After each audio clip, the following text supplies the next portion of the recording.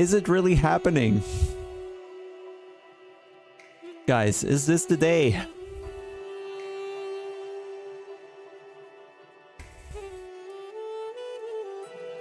Are you remotely ready for this?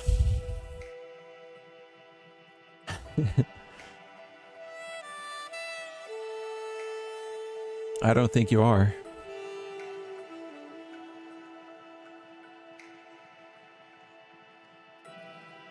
How are you doing, guys? Are you excited?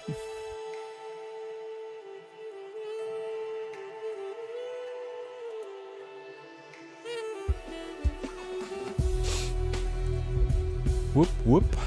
Let's go. Just sorting my screen here. Just a moment. Now I got the chat. No, not ready. I can understand though. Maybe a bit much music, huh?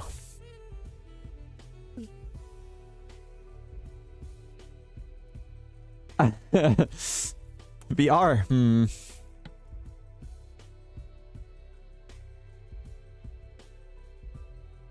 Almeida, that's the way to go. I also might have a head start.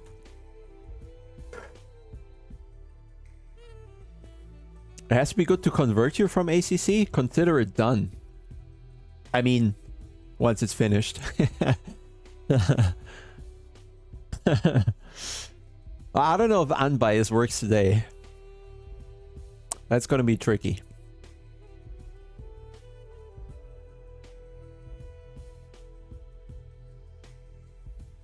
Well, if we want to start with a negative thing like we do with all the other games, then probably it would be gameplay right now. Because personally, I'm not into this Gran Turismo style, Forza Horizon style, open world style. Not for me. I just want to do racing on racetracks with race cars, right? Occasionally, you can throw in a road car or so, or a converted road car, or a road car with a cage and slicks or something like that, like a Mazda MX-5, which the game has, which is a perfect car for racing.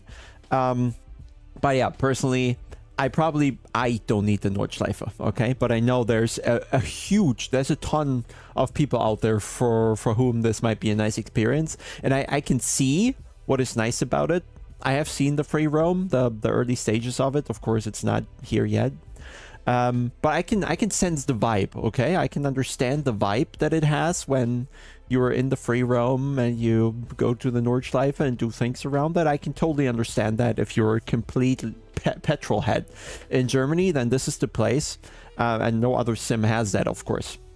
And yeah, so I get it. It makes sense from a sales perspective as well, because that probably attracts more people than hardcore sim. And also, I can understand this whole gameplay aspect to give the game more in terms of single player, some game mechanics with the money and things like that. But for me personally, multiplayer, right? That's why I am. So that's a negative out of the way.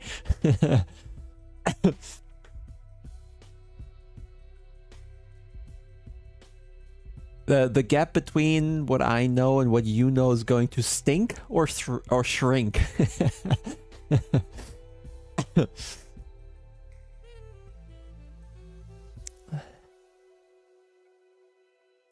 Entry drug, yeah. The thing is, if you go to free roam in Forza, you can do it with a gamepad, you can do it with your keyboard. Do it with 2 buttons, it's gonna be fine and work, right? The car is super tolerant, they all have the same physics, just faster or slower. But in EVO, everything is always going to be realism. There's no turn off physics or something like that, right? So this is I think where it's going to stick out no matter what you do with it.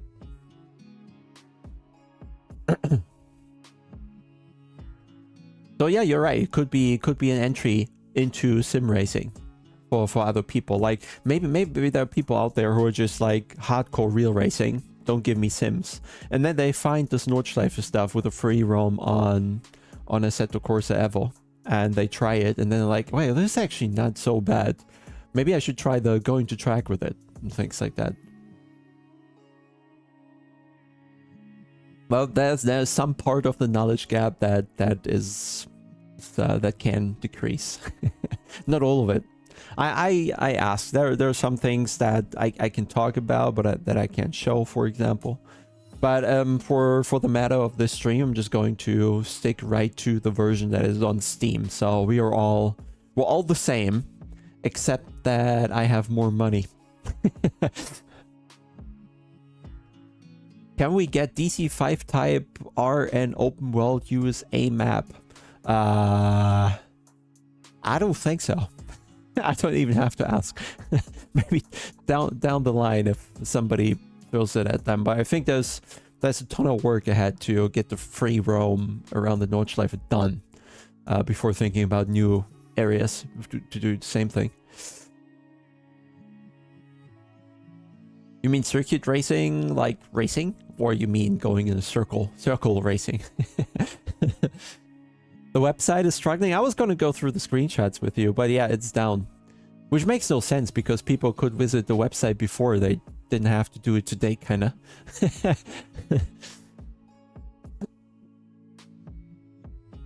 What do I know about GT3 and the Assetto Corsa EVO? As much as you. Oval racing, don't give a shit, honestly. I should probably try it at some point, but so far it hasn't been the thing for me. So was it 9 minutes to go until it officially launches on Steam? Let's hope that works. Police in open world. No idea, mate. Is it going to be released as DLC? What do you mean, the open world thing? I'm not sure. No, I think when you get early access now, you get everything that is coming in early access. There's, to my knowledge, not going to be subscription, not going to be DLC. You're just going to Steam now, you buy that, and then everything within early access is part of it. I think this is what the Steam page says as well. And the website, perhaps. Maybe the Kuno's Discord that they brought to life the other day. But I don't think they're going for the LMU model where you pay the game, then you pay the DLC, then you pay another DLC, and then you pay another DLC, and maybe you get a subscription on this portal. I don't think that's the route for EVO. I don't know the price, sorry. I only know once Steam mentions it.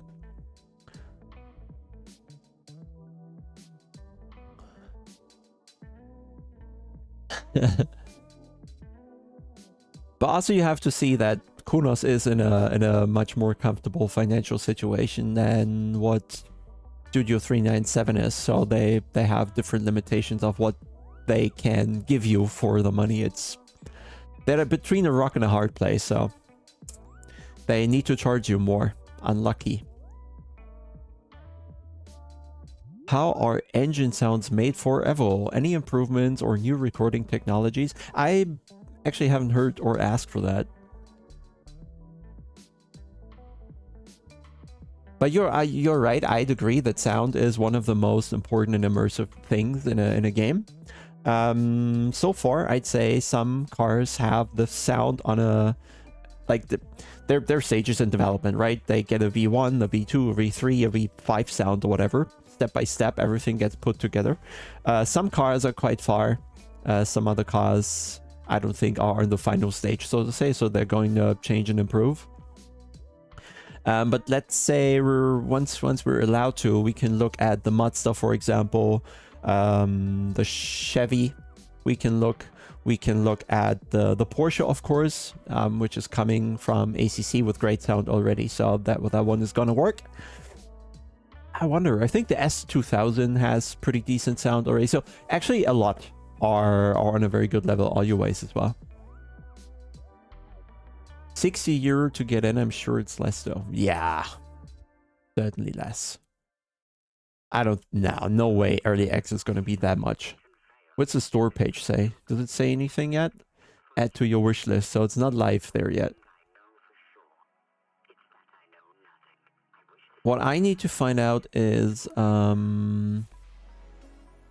once we have the correct build on Steam, Oh yeah, let's wait. It's another 5 minutes. We should just stay calm here. Should we uninstall AC1 and ACC? Well, as of now, probably not. And I guess even AC1 will still be there for a while with the mods that you can just have. There's going to be a lot of tracks that are not going to be in EVO for the foreseeable future, or cars and things like that. So probably if you were playing AC1 for something particular, you will probably keep it. But you will always come to EVO because it drives better and looks better. So I think it's gonna be tough the next couple months, because personally for me, jumping into EVO, and just enjoying the driving, and then going back to the other games where you're like, yeah, this is not quite it.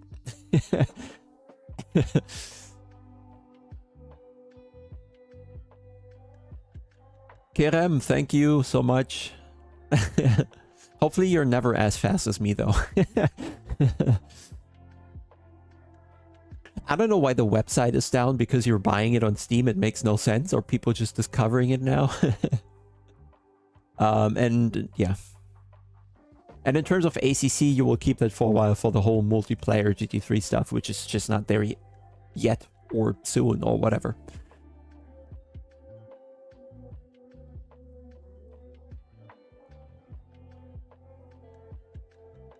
Yeah, I'd love to drive Formula high downforce cars in EVO, but not so far.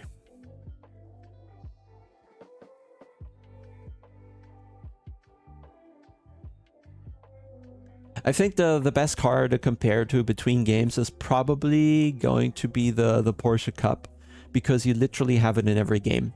There's a Kunos made one in AC1, there's one in ACC, there's one in iRacing, there's one in R-Factor 2, there's just not an LMU.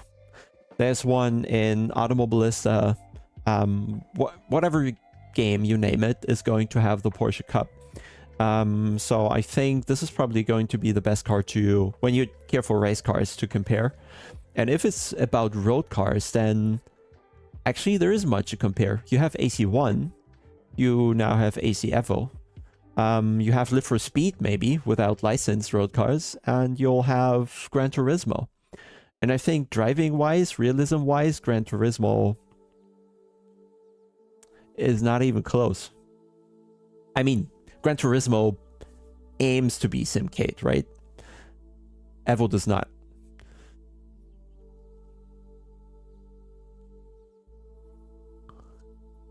Any news on SimHub or Simracing Studio support? So what I can tell you is that the shared memory is going to be available right away, and the structure is similar to ACC, AC.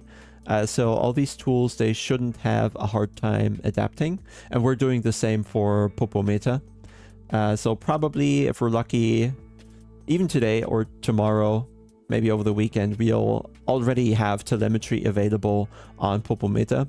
Just if you want to compare a little bit. I don't think we have setups to sell yet that wouldn't make any sense. For road cars, not anyway. But for the race cars, perhaps they can be relevant. But there's no competitive side of things, so probably for the time being, we'll just let you record, not anything to sell for EVO. But yeah, if you want to buy something, maybe we'll make something to sell. For now, I think I'll probably just make a team on Popometer, which a public one, so everybody who pays for the service can join, and then I'll just share some labs there, or fast labs rather, and you can compare the data.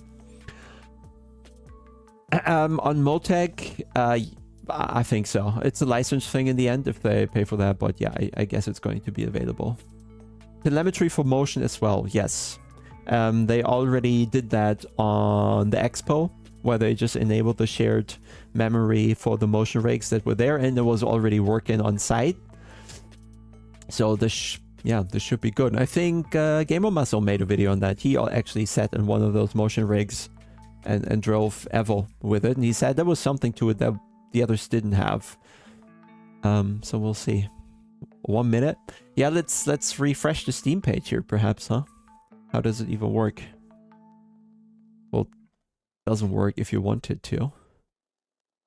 Add to your wish list. So it's coming soon. It's not yet available. Reload. Reload.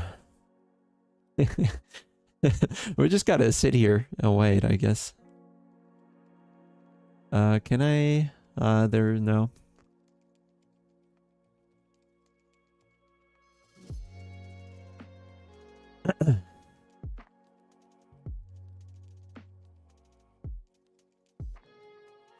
Purchase page will go up 4 p.m. So we keep refreshing, guys. We keep refreshing. It's just what it is. Coming soon. Coming soon. Shall we? Nah, we're not. We're just gonna stick here. Stick it out here. I'll refresh Steam just to see when it's actually available.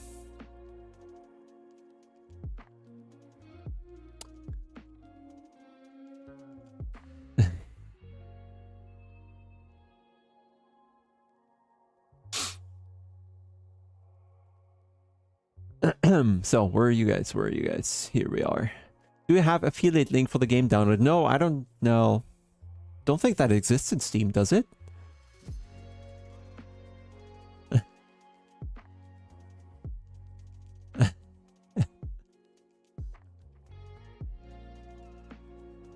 I'll just wait until somebody screams, it's available, it's available, it's available. And then everybody has to go buy it. And, yeah. We'll wait. Do you like mods? Honestly, I'm actually on the fence about mods because the whole syncing of mods between people, the whole issue of having the correct version, the whole issue of installing it, everything around that is so custom that it is not a smooth way of using mods. That is the problem. Like, I'm not against mods per se, apart from the way you actually get them, maintain them, use them. And the other thing is the quality of them and making sure they are original or licensed and legal at the end of the day. Yeah, but the variety and quality, right? The amount of F1 mods you can get for AC1 is insane, kind of. But the difference in quality is also insane. Like, some will drive really nice, some will drive really shitty, some will drive realistic, some are absurd. And yeah, I don't know. It's a difficult thing for me personally. Usually mods, if I go to Live for Speed, for example, you can download 1,000 cars or something. I would download it. I would drive a couple laps and then ditch it, because for a proper driving experience, you always need the most detail you can get, and usually you'll have the official content that is going to be better than any mod. So yeah, well, I'm not saying there can't be a mod that is really good. I know there are some on AC1, like the IER P13C or something like that. That's a super sophisticated, high detail mod. But yeah, most of them don't get to this level. So, coming soon, it says on Steam still. I don't even know what Nohesi mod is, mate. I really don't. I hear this word so often, but I have not bothered to check.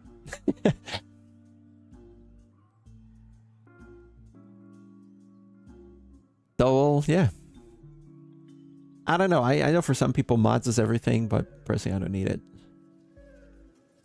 Ja, Micha, ich weiß auch nicht. Die reden alle immer von KI, KI, KI. Aber irgendwie so live-simultan-Dolmetsch-Matcher von YouTube gibt es dann halt doch noch nicht, ne? So toll scheint es nicht zu sein. Eigentlich kann das nicht so schwierig sein.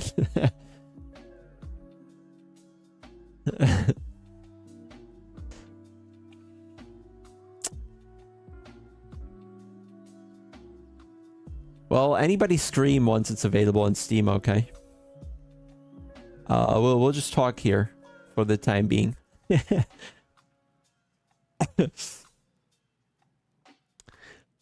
Nocturne, thank you very much. I should remove the cheap option.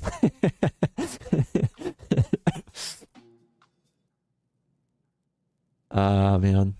I mean, of course I have several versions of the game on my PC, the development build. But yeah, I'll just sit it out like the other creators, just to be fair here.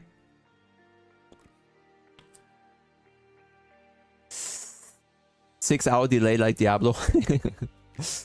Well, then we'll sit here for 6 hours. I should have probably just to finish the video I was just doing.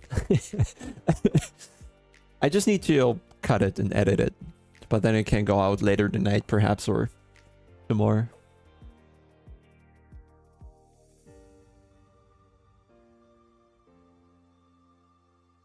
Yeah, weather. Yeah, weather.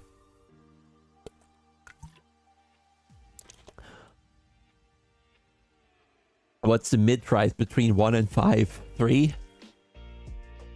Nah, guys, we have so many products on offer with Popometer. Just treat yourself with that. The thing is, on YouTube, I wouldn't even know what else to offer for 10. The same plus emojis. For 15, the same plus more emojis. Like, what the actual? I mean, I can put them there. There's not going to be any benefit for you. Just saying. Well, we can absolutely add more pricing options. Rather get yourself a sports shirt with a Popometer logo, or get yourself a setup or the subscription. Ja, also Micha langfristig auf jeden Fall, während Early Access sicherlich noch nicht.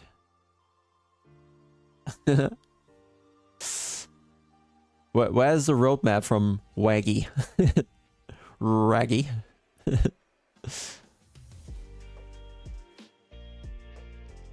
Shall I restart Steam? It probably doesn't matter. Like, until somebody screams that it's there, it's just not going to be. So we sit here and wait. Oh my.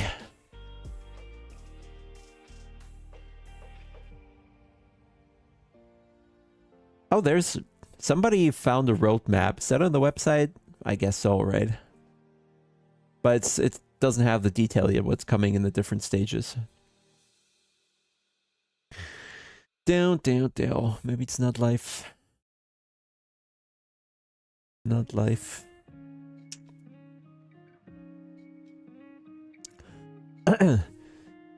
Will there be IMSA in AC Evo? I have no clue what the plans are. Like, yeah, certainly it's one of the most interesting categories right now in real racing. It seems to work in all games. Seems to be something people like. So I don't see why not from that perspective. But you don't just go there and say, hey, we do this, right? There's always deals you have to make, and then you need the dev time to actually put these cars in the game. And I think AC Evo still has some way to go to free up the human resources in the end to focus on doing that kind of content. First, you gotta figure out the base game, make it very solid, and then they can add more content, right? So I think the plan for early access is probably done more or less, with a few bits and pieces left and right that are maybe still on the table or something. But anything that requires that amount of work and depth and detail, like doing an IMSA series with I don't know how many different car models, that probably not part of early access.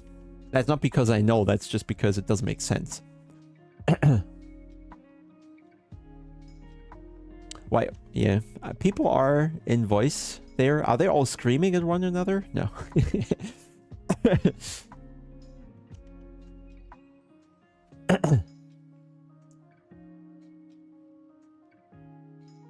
Well, the thing with Steam is Kunos has no impact on when Steam actually manages to update it and make it available.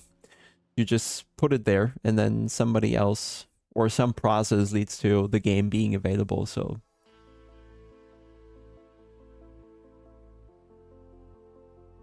no, Kunos is on the side.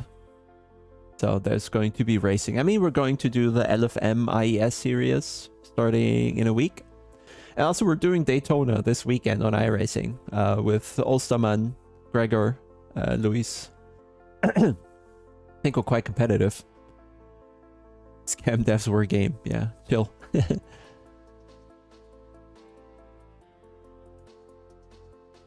Open world will have traffic lights and driving rules? I don't know. IMSA have a deal with AMS2 at the moment, but I don't think it's exclusive, though. Italians aren't Germans. Well, yes and no.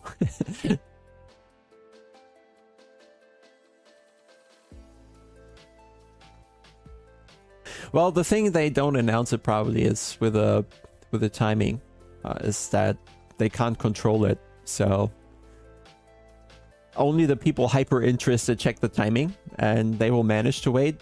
But it doesn't make sense to communicate a time when you know you probably don't hold it in your hands to decide that it's actually coming. So we're waiting, I guess. Nothing we can do.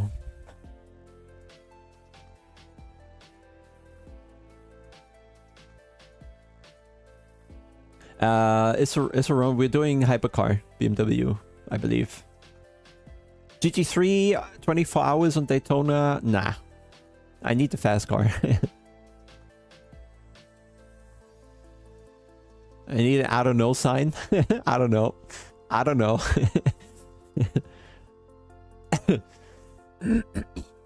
I don't know, you drink. I don't know if that's a good idea.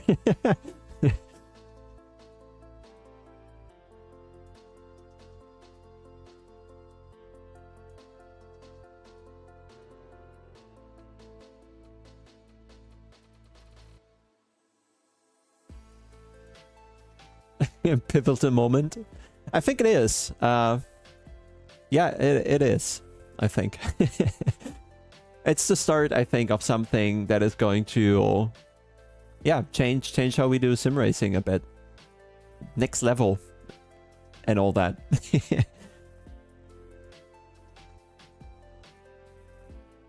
Yeah, Forza is awful, isn't it?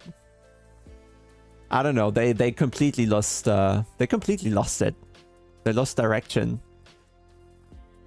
They lost an idea. I don't know. The entire vibe of Forza, it was something useful in the past, right? But this, what they have now, is just garbage.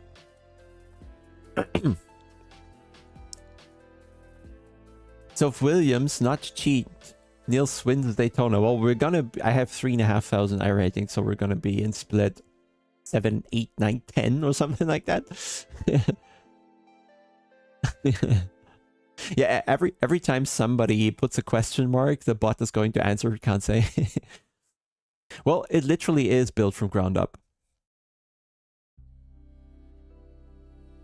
I mean, we can talk about the things that aren't going to be there in the Steam build. The Steam build is not going to say to you, "Hey, we made a new engine."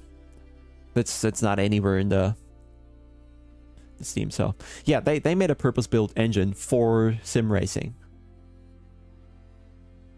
Right, so if they spend the resources on making an engine good for sim racing, in Unreal takes a lot of effort, but then you don't own it. So part of the thought process, I think, was to, when you put the effort in to make something work great for sim racing, then it'd rather be your own engine. Because it doesn't make sense if you just take Unreal and make Unreal work for sim racing, where Unreal cares less. And then you have workarounds and workarounds and workarounds like an ACC. And yeah, there's some things that are quite a bit better on this new engine already.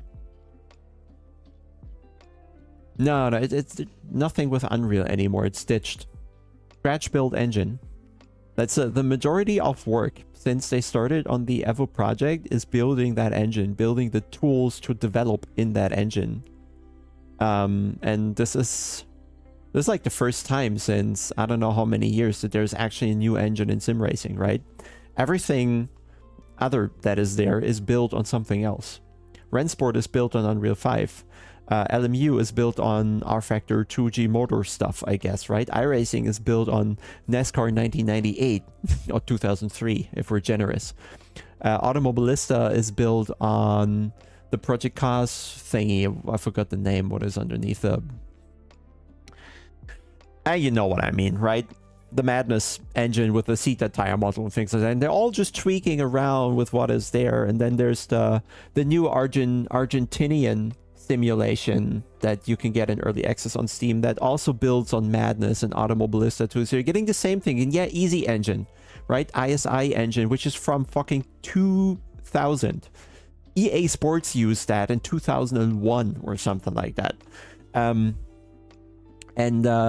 I feel this is the first time that there's something from the ground up made for sim racing in the modern day and age in DirectX 12 with all the features. I think that's quite insane. So I'm looking forward to actually being able to show you when Steam gets out of their... Thank you, Steam, for making this possible, but can you hurry up?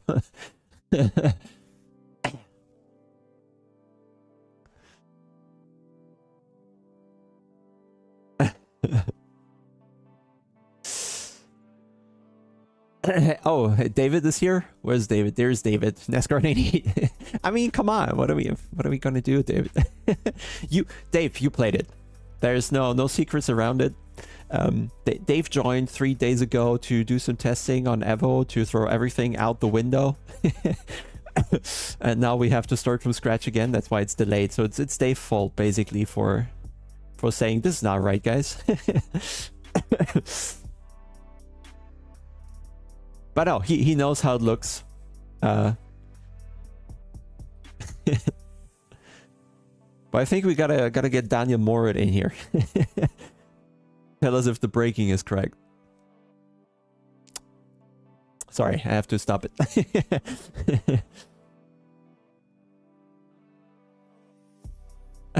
Everybody's streaming the game, but nobody's playing it.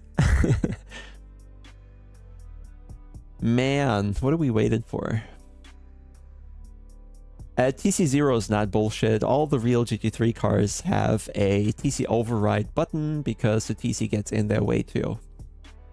The TC0 is not the issue. The tire being able to drift is the issue. TC0 is not. Well, they've need someone to blame. But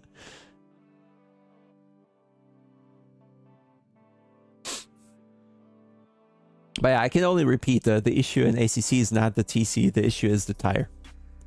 So if you change the tire, maybe suddenly the TC is functioning again without touching it. So I wouldn't worry about that.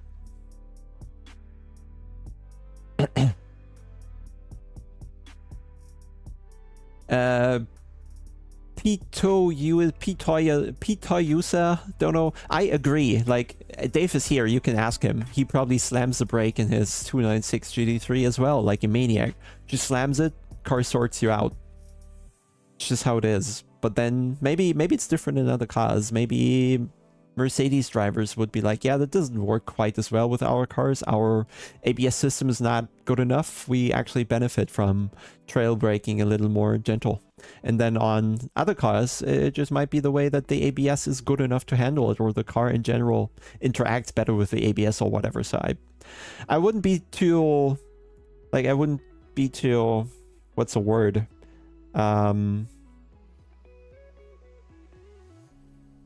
I don't have the word. Too serious about it, maybe. No point.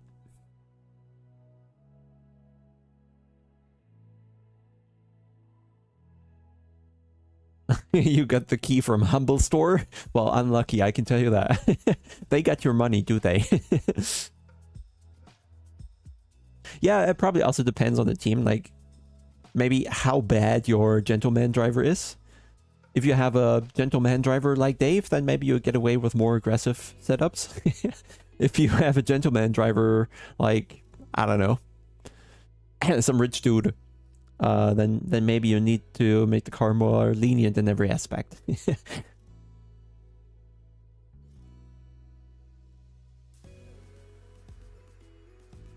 Well, the game is in the store. That's not the problem here. But yeah, I don't know. Steam seems a bit slow. Could probably done editing my video by now. Damn it.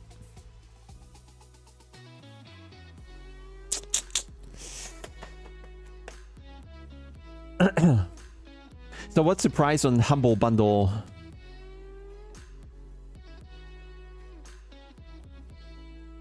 Yeah, I mean, he wins things, right? So I guess he can race.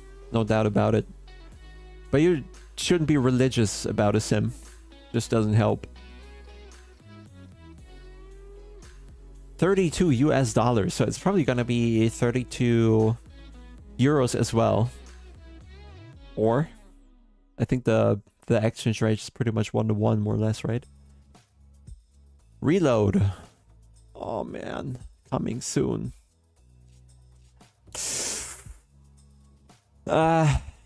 Goodness. I mean, we can come back here later.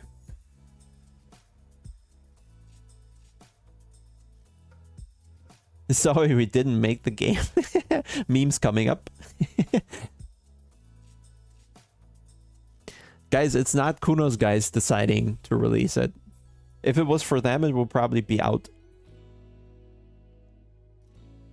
Yep. Since a while.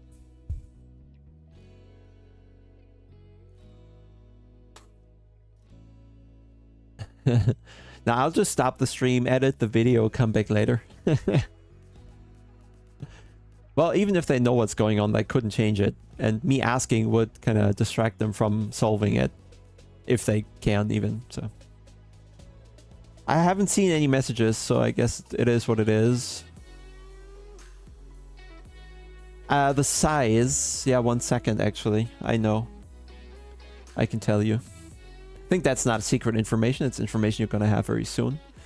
Assetto Corsa EVO installation size is on my drive 39 gigabyte.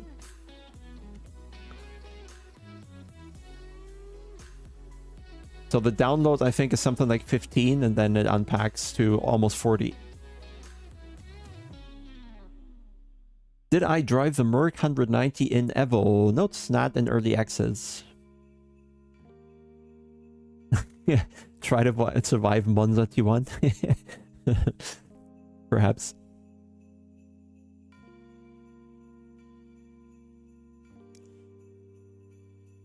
Well, I mean, it's early in the game. There aren't too many tracks and cars yet, right? I guess the main thing that needs space is the tracks and cars. So let's see. Every time they add a track, I don't know how much that adds, a gigabyte or something. I don't know. The first car to try out, honestly, I mean, I can say this much already. I said earlier, because you can compare it in any sim, because it is in every sim, you should probably go for the Porsche Cup. You probably wouldn't be wrong with that car. Yes, I have 1 gigabit connection, so download for me isn't the issue. It's the disk speed, actually, that's limiting. You really want to try the Abarth? What's wrong with you, mate? What's wrong? I drove it in real life, and it's... I don't even know what it is. It just makes noise.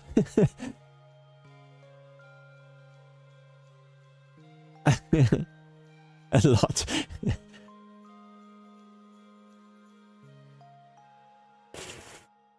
You know the 296 GTB is quite an advanced road car. I mean, it has 860 horsepower. It needs to be pretty damn good to handle that.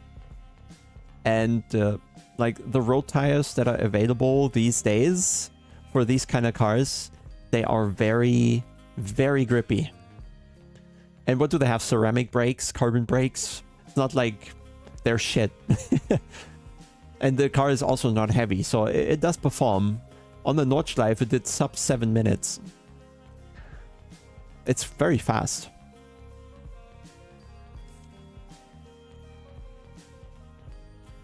And it's ugly too.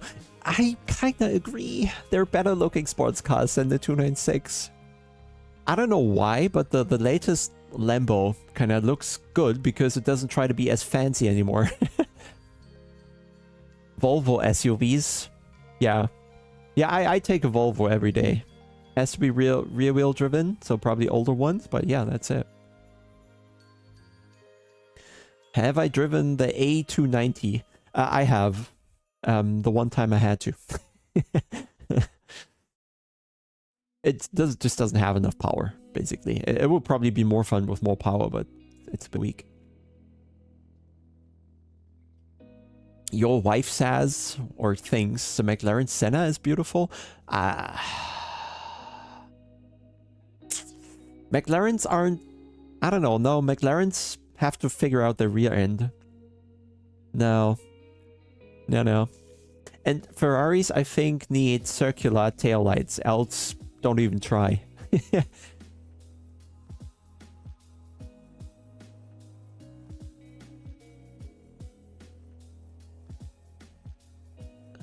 Well, the game, in theory, already did drop, but so far, Steam somehow didn't manage to put it live.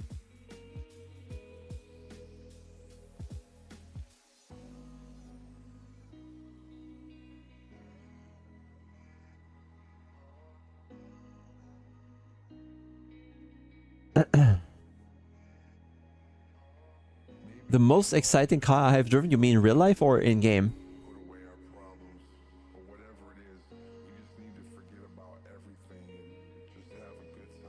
Lambo Miura. The old cars are so damn soft. IRL. So I drove a tuned M2 for last generation with something like 560 horsepower or so. That was pretty nice, but it was overpowered for the tire it had, so it was sideways all the time. Victor. No real racing for me, just karting. And I was at the Race of Champions in 2019 or 2020. Was it? I think it was 2019. Race of Champions Mexico. So we drove the buggy, whatever cars they had there, we drove KTM. So that was racing, for sure. How big of a download is the game? I think it's 15, 16 gigabytes, something around that. And on the disc it's 40-ish, bit lower. What's the most recent Lambo called? I lost track. Yeah, my wheel is set up, no worries. I mean, it's always set up. It's just going to be the same as an ACC, honestly. So yeah, best car I drove in... Oh, the Ariel Atom probably was good fun. That was actually insane. Sure, we drove the Ariel Atom at the Race of Champions. And a handling parkour. That was wild.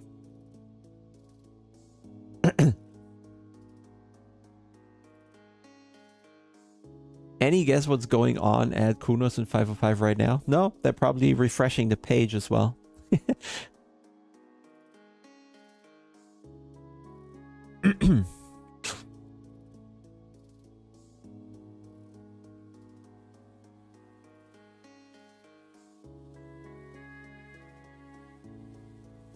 Depending on the store, somebody says $20 on 505 store? Does that make sense? 32, no. He found AC1, which is 20 euros.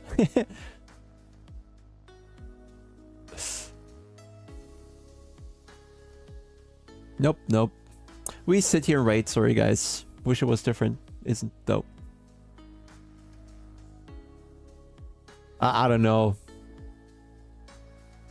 about tracking anything. Don't think it's part of it. I mean, I guess it is tracked, but it's not displayed yet.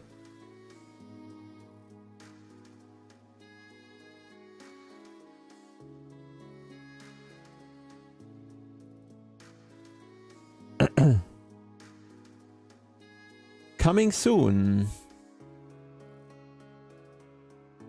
Ah, funny. Oh, now it is just 20 euros. No, wait. I'm so confused right now. The 505 store is confusing me. It doesn't list AC Evo anymore. Oh no.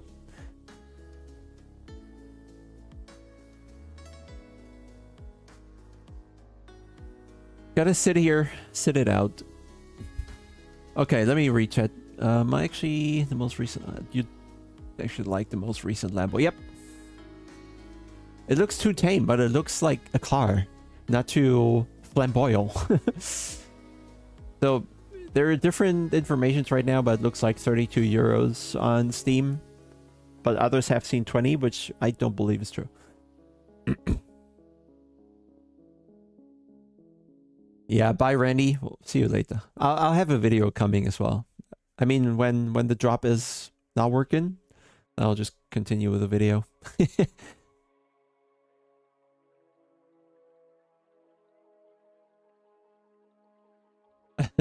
I don't think you'll manage to get 100 laps with the Abarth on Bathurst. Game cancelled. Unlucky. No, that's probably not it.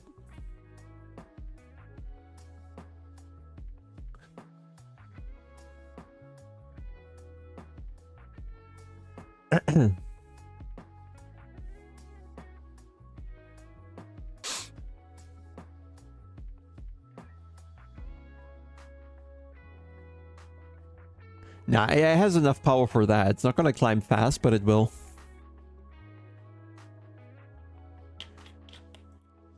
Demi-Telix, no, nothing wrong. It's just not available on Steam yet. Still says coming soon.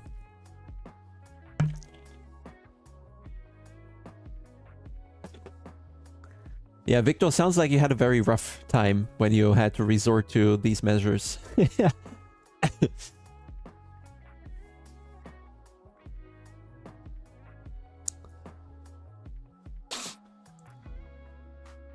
Coming soon. Coming soon, coming soon.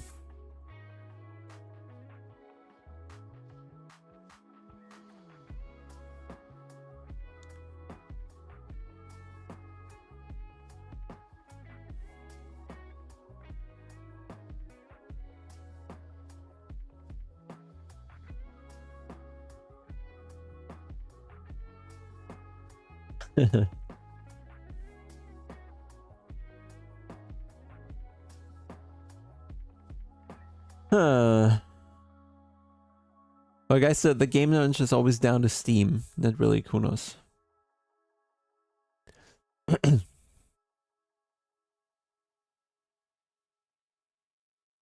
Oh, Errol, you'll be happy. Once the track is in the cache, it's good.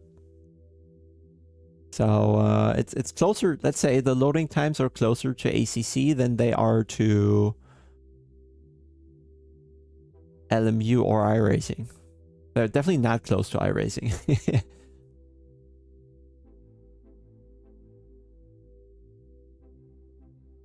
I probably not gonna do license stuff, honestly. Like, who cares? In my audience, like, that's not relevant, and it's no challenge for me. So we'll probably just take a car and drive around the track in, I don't know, different conditions, lighting, just show off the graphics a bit, investigate a bit, things like that. There's no plan. Well, we'll go buy you questions. I'll show you what we have, but we can just drive. It's a driving game.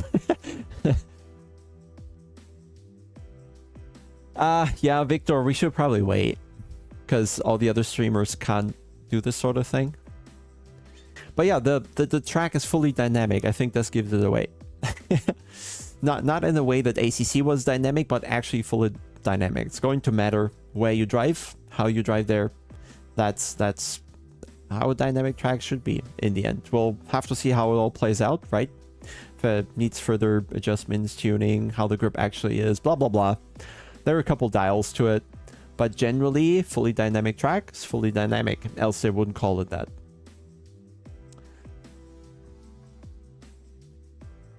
Yeah, but I don't like the Gran Turismo licenses aren't actually hard if you're on a wheel and know how to drive. It's only hard when you're on a gamepad and it's difficult to place the car in a corner and things like that. I think yeah.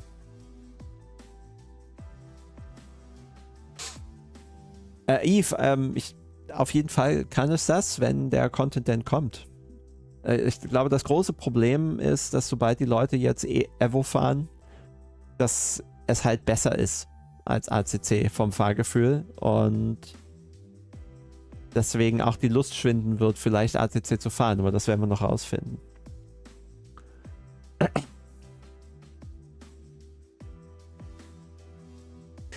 I think it is, Victor, right?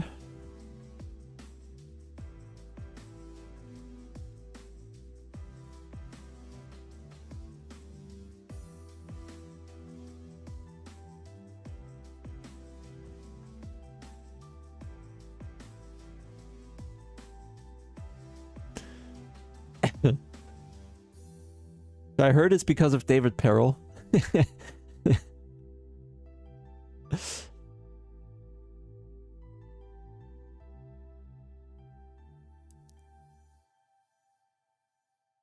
Well, currently there's no MP, so once MP is available and once my advice is requested, I'll mention cockpit only for the service.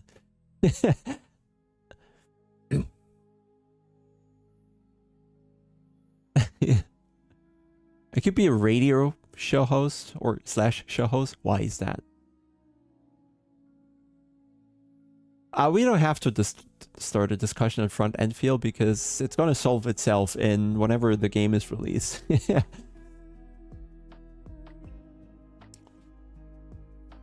I think Kunos being part of 505 Games also gives them more resources in the end than being the independent studio they were before. Even though still thinks or looks like they have a lot of freedom.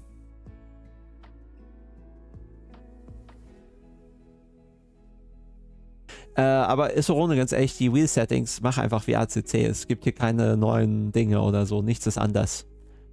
Einfach im Treiber auf 20 Newtonmeter und dann im Spiel auf 30-40% Gain und dann das war's. Mehr brauchst nicht. Alles easy.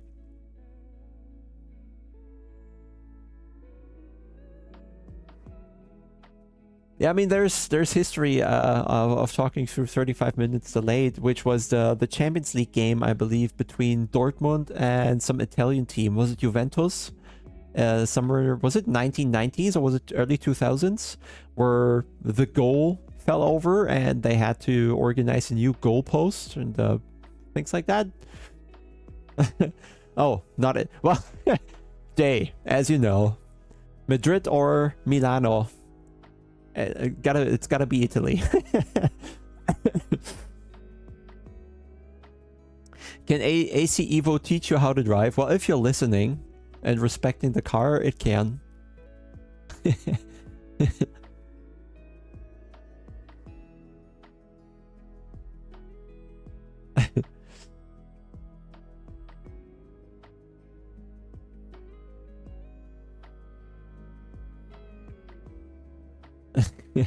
Yeah. Oh boy. Yeah, I don't know, guys. Do we just postpone this? Do this a little later again?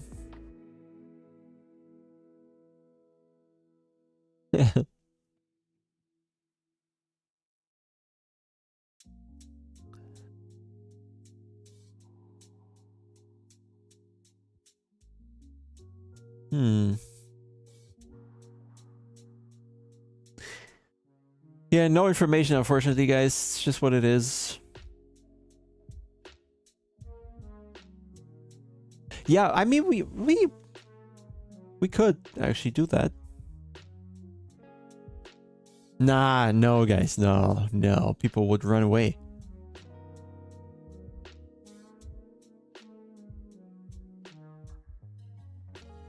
Well, you mean the cup card doesn't work on Imola? Why does it say release less than an hour? Here it says release half an hour, 40 minutes ago.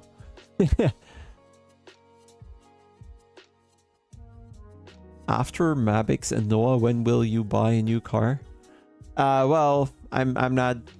I guess it's no surprise that this YouTube channel is by far not going as well as Mabix goes, because he's doing something every day and I'm doing something every month.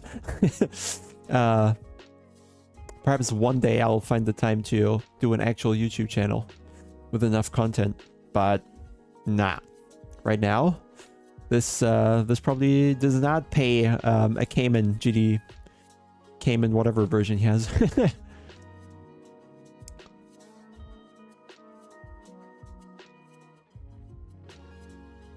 Yeah, Victor, I mean, we can talk a bit about why that is, perhaps, in ACC.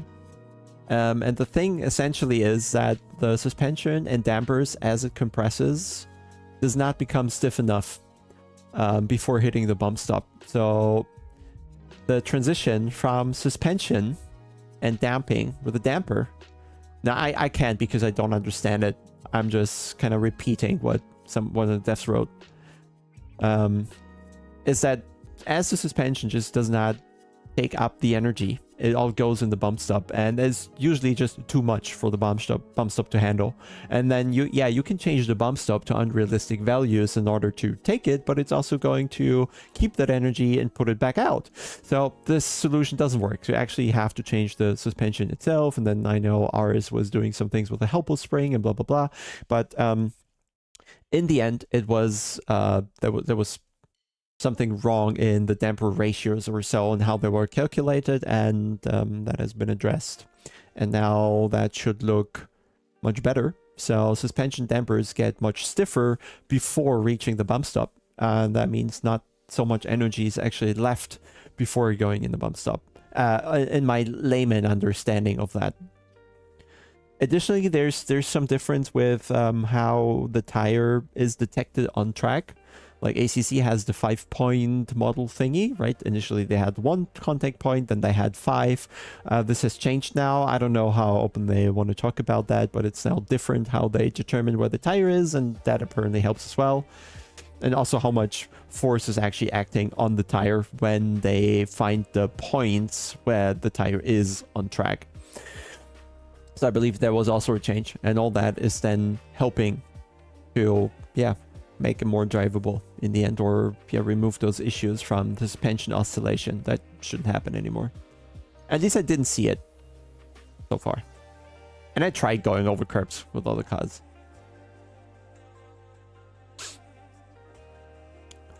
There was an update on SteamDB.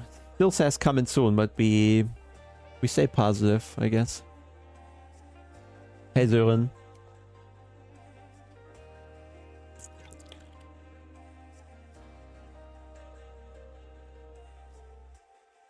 Yeah, I'll mention one more thing in the video I'll try to post later. I mean, it's well impossible to not know, right? Especially since at least in the earlier days of ACC, some of the devs played the game themselves, so they were quite aware of what was going on. But yeah, finding the solution, because they tried in ACC, and on some cars worked and others didn't.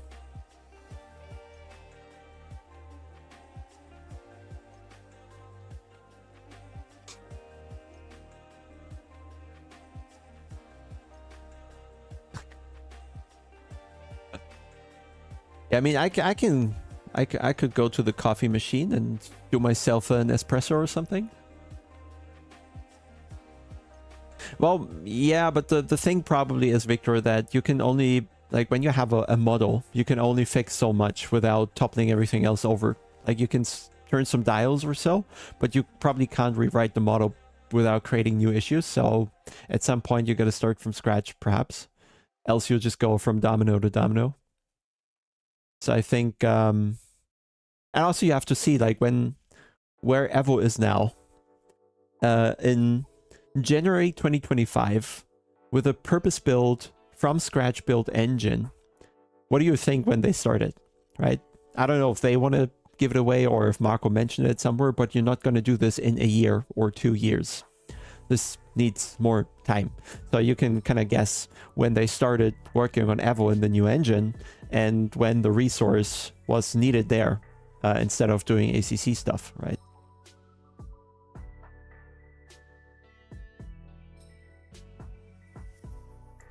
Hey Jess, yeah, it's quite cool actually to see how it's coming together, especially because when when I joined, got the first access, like, what was it, 6-7 months ago or something? First driving or so? I'm not actually sure.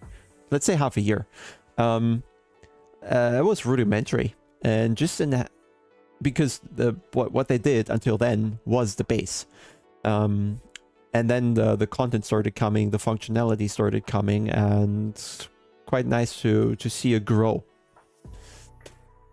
And everything falling in place, and then fixing that one thing and fixing the other, and the FPS improving, and the car driving better, and the tire responding nicer, and everything changes all the time, right? And one day you open the game and you're like, oh, that's another nice 50 FPS, I needed those. Oh, this is quite cool.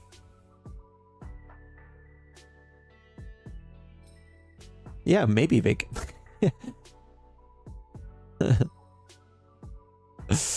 I'll keep refreshing.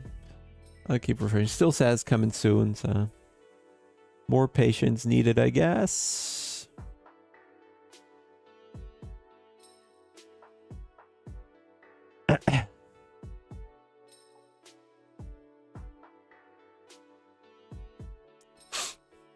HDR support available. I think I read this somewhere, but I'm not aware it's in EA in this first release. But I think in general, don't see why they wouldn't do that. It's technology that's available on a lot of monitors. No need to ignore it. I did not try in VR, no. I was like, my focus really was a lot on just making sure how the cars drive, finding issues with all the functions the cars have, because they have plenty. When you think of having TC and ABS settings and the brake bias dial, you have to make sure it goes in the right direction. And the car turns on and things like that. So you're really checking every button you press, you have to see that there's a function behind it. And making sure that function actually does what it should. That's part of the testing. So there's probably a billion functions at the end of the day that all need to work, and it takes time. Will you be allowed to participate on pro races on AC Evo? Yeah, I guess so. I don't see there is any advantage to that. The only disadvantage I have is that I don't have time to practice for competitive races. So everybody else should be allowed. Well, there are some functions that carry over from ACC, like you can have a shift key, you can have a long press and things like that, so you can have multiple functions on one key, like you had on ACC. No secrets there.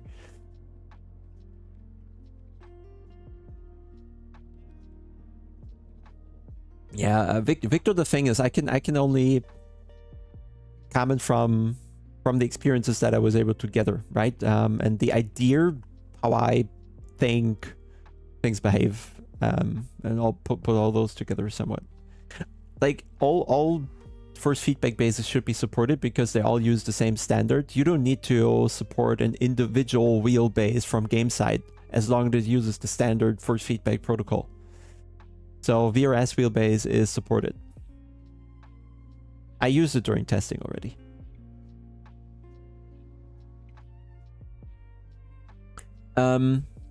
Yeah, so the driving dynamic stuff, of course there's someone with much more knowledge. The developers, they're deeper into the physics and how cars should work and all the numbers that they kind of match against, and then they come up with the physics, the tire, the car, everything gets modeled. Then you do some test driving, and you try to figure out, okay, this is behaviors I'm expecting, this is a behavior I'm not expecting. This makes the car break into halves and fly around into nowhere. It falls into the ground, things like that. So this is all part of the testing, where you find, again, each part or each car is built of so many things that each of them has the potential to break. So all of them kind of have to be tested. Some you never come across until someone else breaks it. But yeah, I think the important part was with the developers that we agree on the direction of the driving feel. That we agree on what we think a tire should do, what it shouldn't do, how it should behave, how it should build grip, how it should lose grip, how it should regain grip. I think we're on the same page there, which makes it a whole lot easier. Like if we were arguing against one another, then it would be much more difficult to find a common ground. But I think we agree where we want to go. And I think the main part of that you can get a glimpse on when Steam cooperates. And then there will be more fine-tuning, as always. Like this is going to be a fluid situation for most parts of the game. Still coming soon, damn it. But yeah, I guess they're on it. Somebody's on it. Maybe someone just got the time zones wrong. It happens all the time.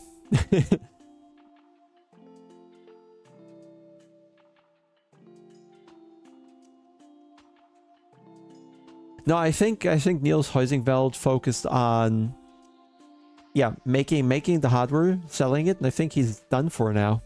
And now he just does mods for himself. He's just enjoying life, which he deserves to, I guess. Maybe at some point he'd like to join a team again, but I don't know. He probably doesn't fancy going, I don't know, going against timelines, going against discussions and external pressures of what the game should be, needs to be, and limitations. I think when he has the freedom, then he probably is going to take it. And maybe he does like Marcel from Studio 397, who formerly owned it and who's just doing his own sim now, which is going to be on Sim Formula this weekend, I believe, in the Netherlands. So I think once he's out of the developer studios, I don't think he goes back in.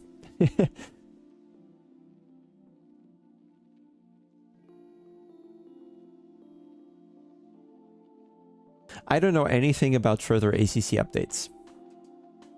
I don't know.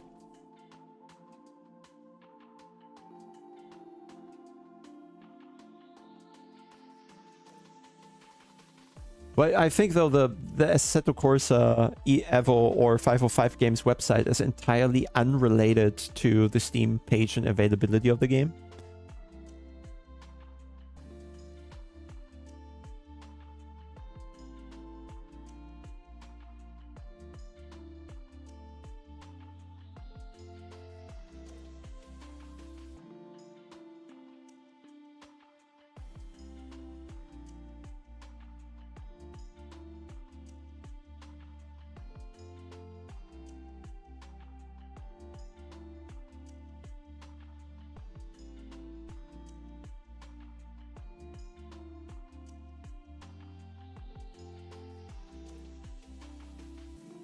Hey, Conrad. Yeah, we're forced to sit around here and chat a bit. What's the PST time? PST time. But that's 8, so it would be another 2 hours before we get the game on Steam.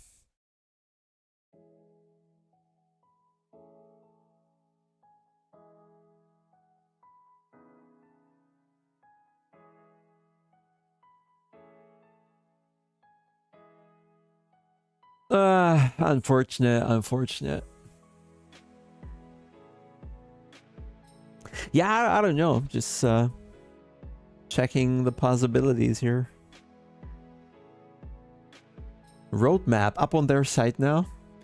So maybe it's another... Well, it's another 5 minutes. I'll just quickly go pee and maybe I come back to an available game. I'll be right there.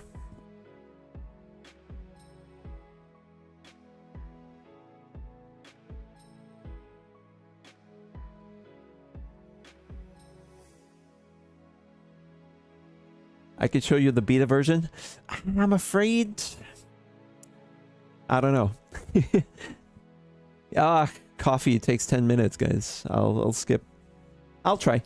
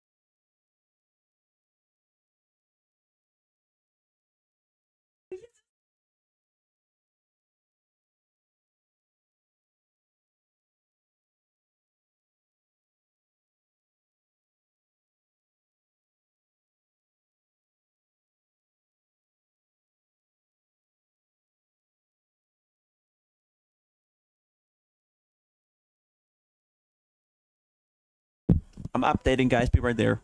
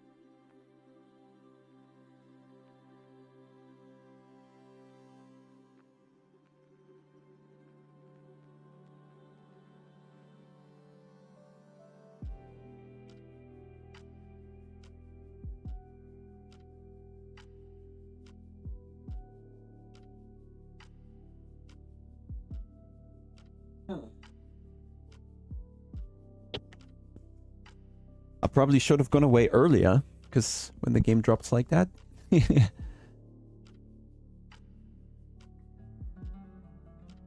So, it's patching for me, so I can start it now, I think. It says, how long remaining? 30 seconds remaining, guys.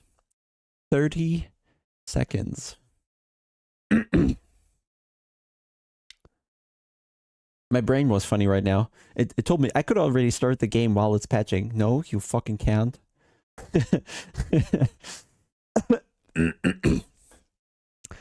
15. Should have. If I had known, I would have shaved. But yeah. So I made an Americano to save time. I was gonna do a cappuccino, but it would have taken too long. So it has updated. So let's hit play. I hope my controller settings carry over so I don't have to start from scratch. Game. Oh, wrong scene. Sorry, guys. Game. Now we just got a game capture. Assetto Corsa EVO. Offline mode. The game will continue in offline mode. Well, that is fine for me. It will be on Popometa very shortly. Let's put the banner in the way. So I think the first thing we'll have to look at is the garage, which everyone who has the game will have to look at.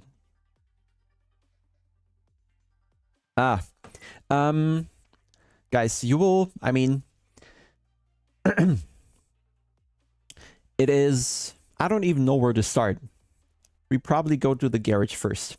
And what I can tell you is the UI is going to get overhauled. So everything here is work in progress all the time until it's called version 1.0, okay? The game is out on Steam, was it not? It was. Can you refresh? I think it was out. It was there. There we go. So, what is great, I think you can see we have scenes. We can use several here, actually. where we can view the car. I think we can stay in the one that we are right now, but just to show you the feature. So this reminds you a bit of what you can do in Gran Turismo, just going around different scenes and spaces and view the car there. But all of them look equally pretty, so it really doesn't matter. The car can go sideways, Victor.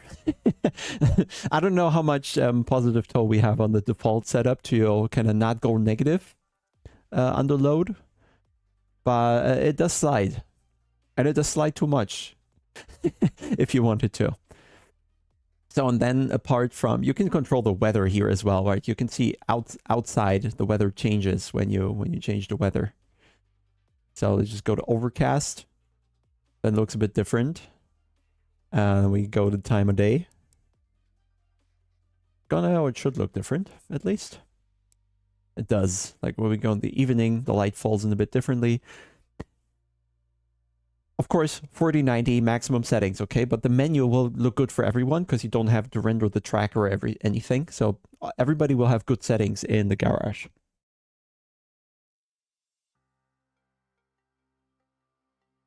It looked pretty nice. It looks fucking nice. So let's turn on some lights here. And I mean, I'm kind of giving it away here, but so left mouse, rotate, right mouse, view, look somewhere else. Mouse wheel, zoom in and out. Okay. So it can nicely move around in the garage here. Turn the wheels. Like this is just 4 screenshots. This is already more than enough. Emil, I will have a FPS comparison in my video I'm gonna post later, okay? But I just want to show you how this looks and how you can see the light reflect on the inside of the headlights. Okay. I'm just being stuck in the garage every now and then because it really does look that good.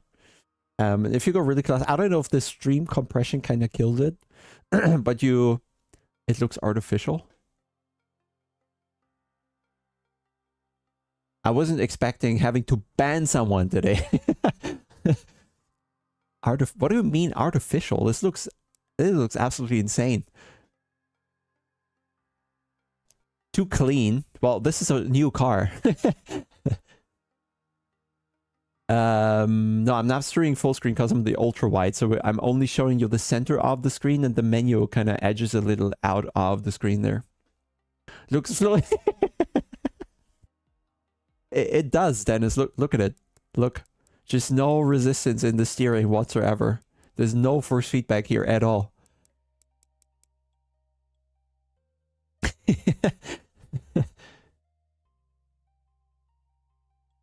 Yeah, YouTube compression is not going to be good here while streaming with 12 Mbit, right? The video later is going to be 40 Mbit, so it's much better. But you can even see here in the... Actually, let's get to... Oh, yeah, garage. Oh, the customize? Why is it gone? Is it not my car? Unlucky. It's because online is not available right now because something is with the backend or so. I don't know. But yeah. That's all the stuff you could do. But the other thing in EVO is the detail of the interior. Now, maybe the S2000 is not a good car for that.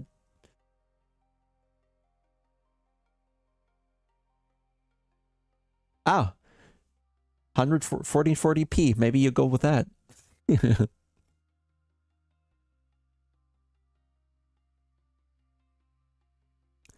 The wheel kind of moves without camber or trail. That's probably just the fake setup the car has in the showroom. Don't take it literally. But yeah, well, just wanted to show you the detail here, honestly. But maybe we go to a different scene to do it justice. So let's go into actual darkness, then to the cockpit, and then turn on the lights a bit. So it gives you a better impression. But also the car is too old, probably, to give you an idea.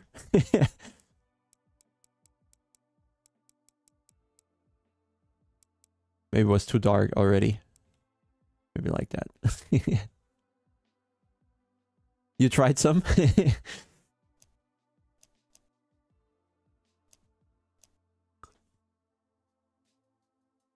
Is the horn working while driving? I have not tested, to be fair. I've not tested the horn. That's on me. Sorry. Okay, let's I don't know why I cannot be... Ah, that would help, usually. Let me quickly restart to see if I will be in online mode. And then we can get a car. Because that felt weird. Play. It's you'll learn later, I think.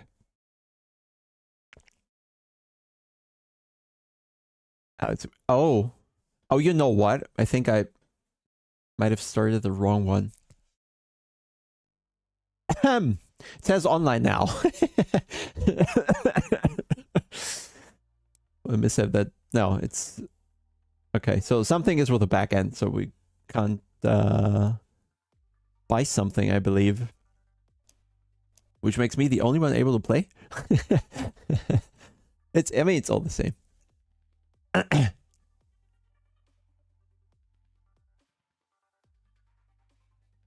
Online mode does not relate to multiplayer, guys. It's just the backend.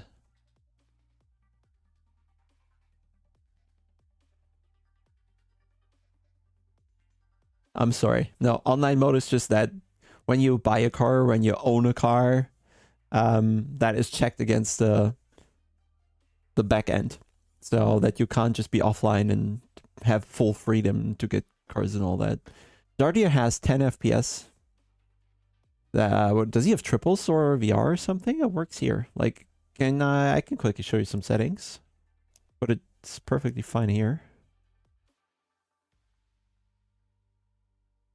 So first, I made a frame limiter because if I go 240, the GPU is going to do that. And that's going to slow down everything else on the PC. So the frame limiter is advised in 120. I can tell you is more than enough in this game. Settings-wise, this is what I use. Okay, so everything, I'll just scroll quickly through. Everything is on Ultra, just so you see it. Apart a few things. I don't need shadows on the highest quality. I don't need the highest resolution of the shadows. I don't need grass at all. So this is going to give me some more FPS. And each of these settings is between 5 to 10 FPS from maximum to minimum setting, more or less, okay? On my PC. I don't know how other PCs respond. And then mirrors mode, multi, means each individual mirror is going to have their own reflection and angle. If you want to save something, go to single. All mirrors are going to be the same, saves a lot of FPS as well. Equally, there's a optimized rendering mode that is going to improve FPS for the game as a whole, reduce FPS in the mirrors, I think. Okay, and then up here, I just turned down MSIA one step because it looks good enough, and you will always want to run the LSS on ultra quality. You will not even notice it's on. And then I did one step down here, more than enough FPS. I could run max as well, but yeah, this is where I find to not have any impact on image quality, but more FPS. Are you serious about the horn? Single player. Can we rent, actually? Vehicles, dealership, garage, single player, car, rentals. No, it's all blocked. Okay. But we can drive everything, can we? So what are we going to do? Is it the S2000 we're going to start with? I believe so. Let's start with that car. It's fine. But it's not going to be Laguna, I think.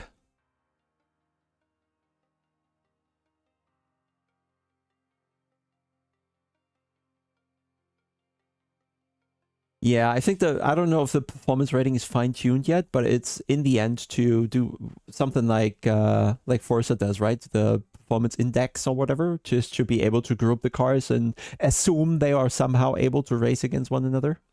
There's also FSR, yes, also works. It had very good FPS as well. I think it had even more, but it doesn't look as sharp as the LSS. Mount Panorama. I do not disagree. Time of day. When does the sun go down? Let's try 5 p.m. or something. Don't want to be at night right away.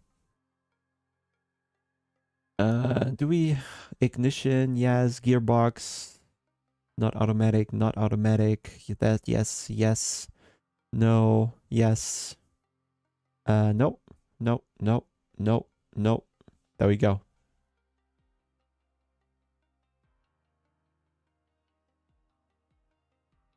Milos, it's gonna be fine. I'll share screenshots later, okay? Well, actually, I'll post them on Discord now, but I'm not gonna talk about it too much. Where do I have them? I have them here. I have them here. If you... I'll post it on the EVO channel on the Discord, okay?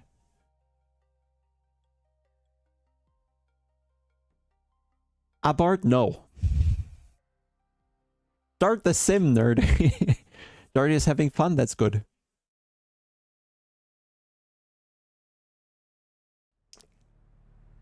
The loading time was what, that 10 seconds or something?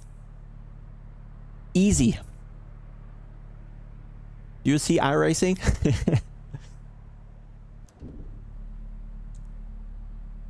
Let me bring up... I'm just gonna tell you the performance thingies here. Just gonna quickly... Where is it? Here. On-screen display. So it's sitting at the 120 FPS at 240 watts and 89% GPU utilization.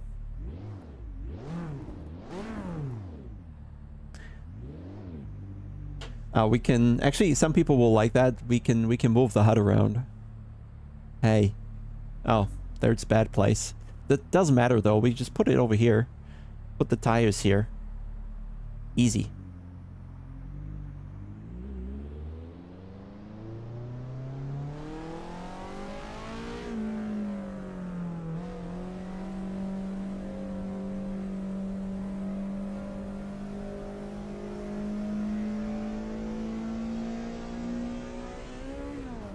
Let's go.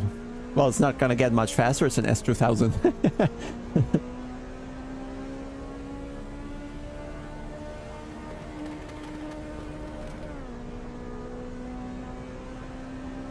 Well, you will be able to play in VR at some point.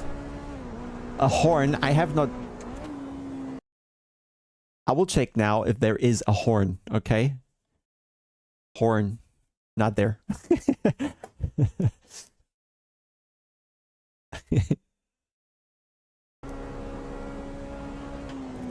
Is Evo smashing the all-time AC1 record? Oh, I chose right time of day. Unplayable. It's gonna come for sure.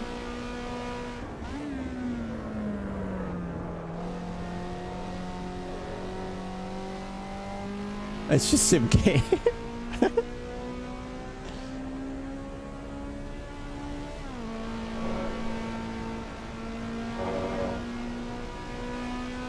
That lightning in VR is gonna blind you.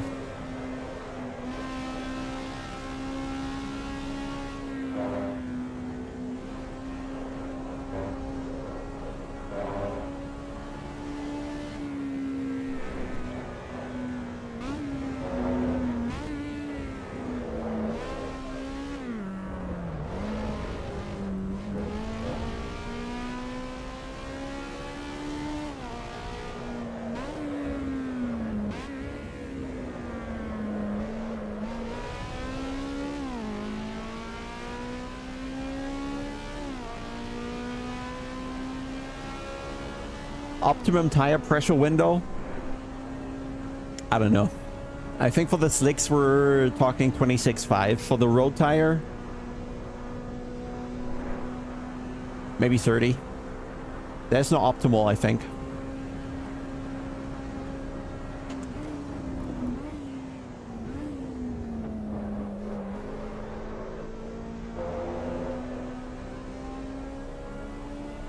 Is there a picture mode? Not yet, no. Again, we're talking about version 0.1. So we can drive cars around tracks, basically. Around the graphics that it's going to have. in the end, more or less.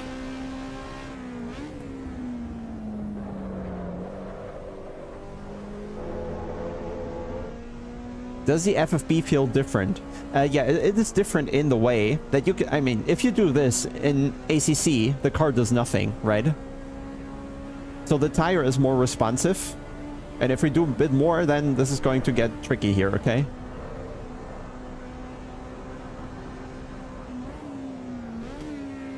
So you only need so much steering. You can see, even in a road car, I can live with less than 90 degrees of steering for most corners. So we don't need as much slip, and there won't be as much slip as in ACC.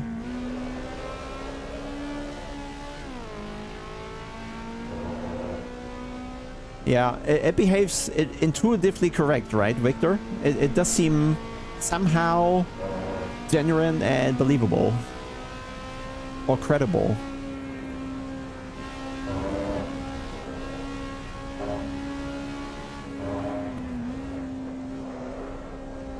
I don't really remember how AC was, because AC is so heavily modified, and I don't know.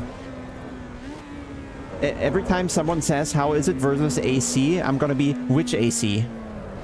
Because everybody has their own version of Assetto Corsa 1.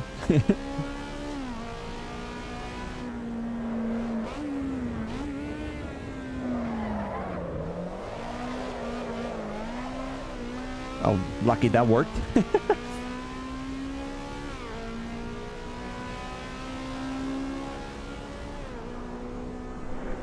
What about it looks arcade?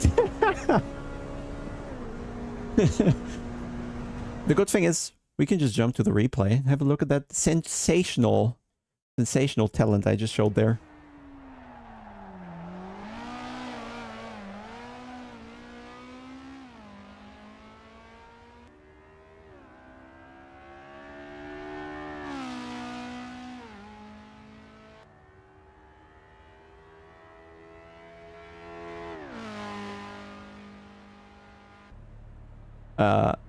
Hey, that was the start of the replay again.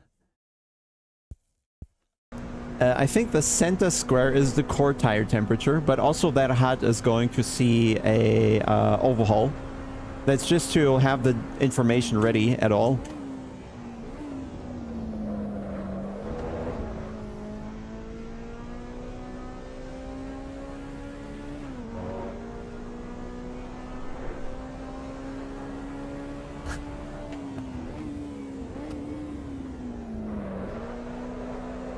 Well, the car is a bit too low powered for proper drifting.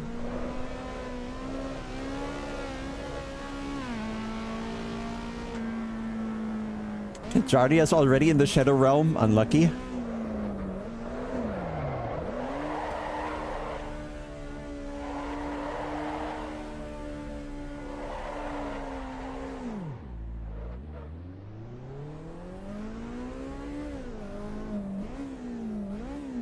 So, different card track?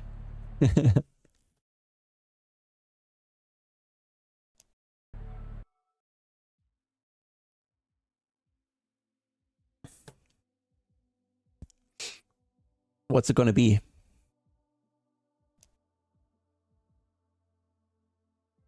Hello, Mr. 77RK. Welcome aboard. Take the Abarth, you coward. No! Cup. Look, guys, I'm gonna tell you what the best car in the game is, okay? And then we're gonna drive it. Actually, I'm just going to select it. Does field of view work the same way as ACC? I think so. How do you invert the pedal inputs? Hey, I'm gonna show you. One sec. You go to your controls. You go to your device that has the pedal, okay? So for me, the pedal is going to be the SimuCube Link Hub. Throttle. Properties. And then on top here you have is slider. Invert axis. Oh, it's hidden by the camera here, right? But it's behind the camera. There's the buttons that you need. Maximilian. Should be easy.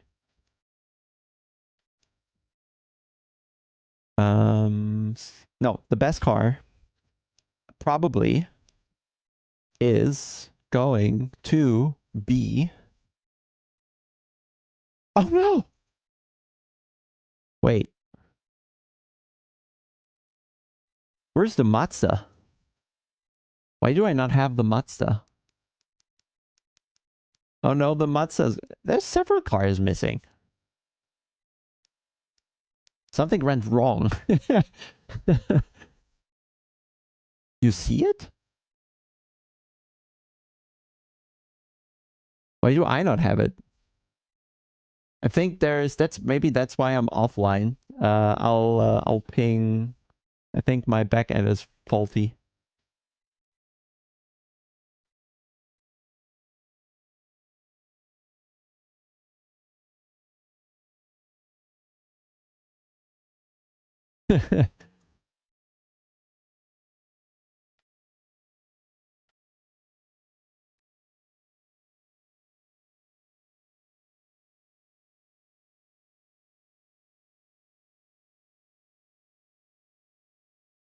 Yeah, but it's down to the backend, I guess. So everybody has different cars apparently.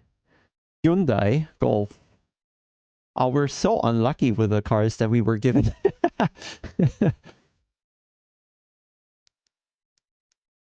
That's unfortunate. Oh, damn it.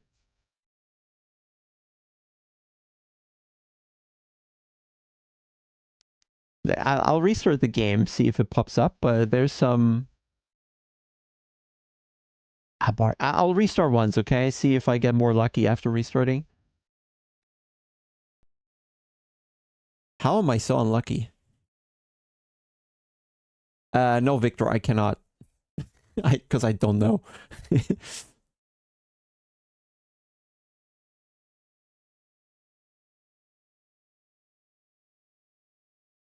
One sec. One sec. Just restarting it.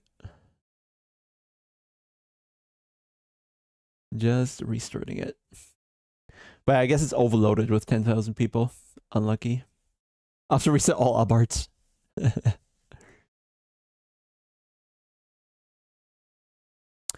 Did they already say that stage 3 is multiplayer?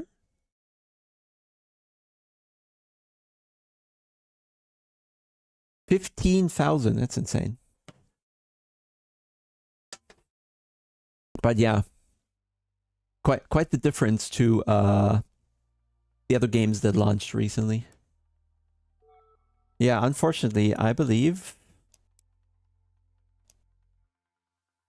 we're just limited to these cars. So is everybody limited to these cars? They are, right? Everybody only has the cars that are available at the start.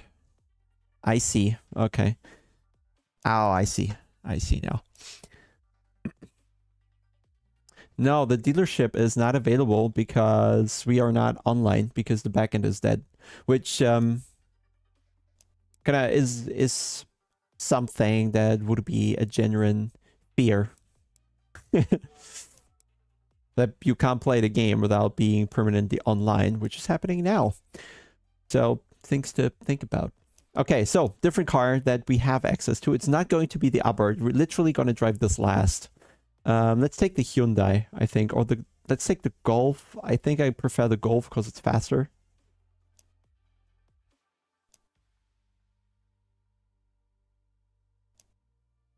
Yeah, the thing with Academy is you can't do the licenses without being online. So we're just going to do the Zuka and the Golf.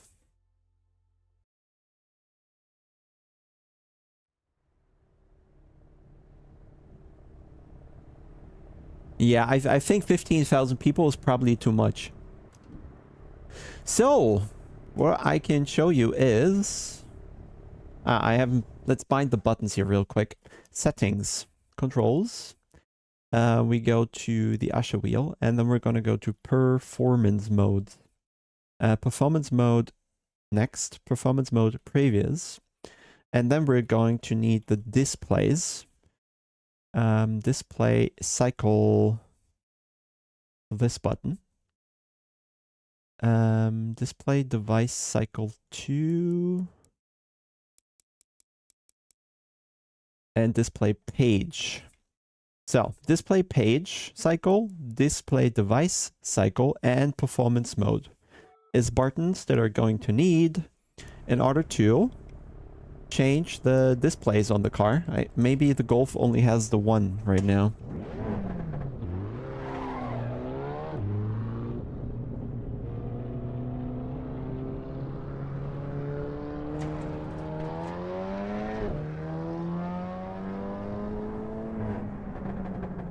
Looks like it.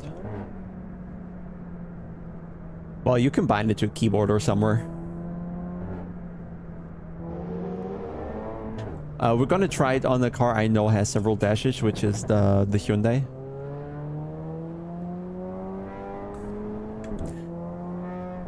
So usually the first thing you think when you're in a front-wheel driven car is that it's going to be rather oversteery.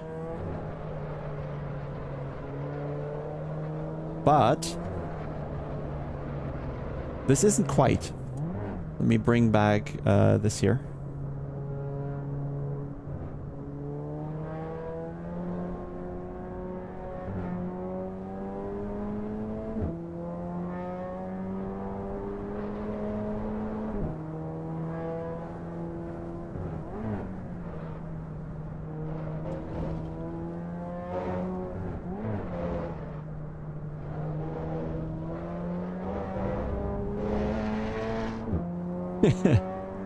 You're watching me drive the GTI in a GTI, Gregor?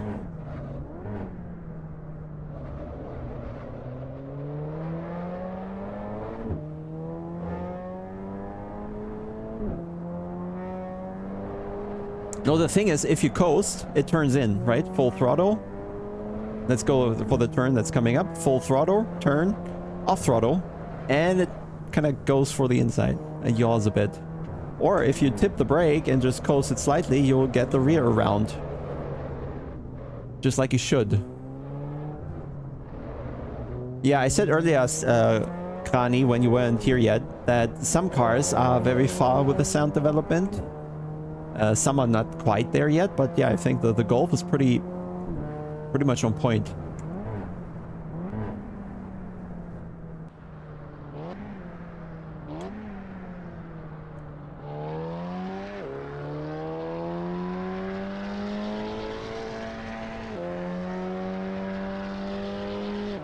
I think the farting noise is missing externally.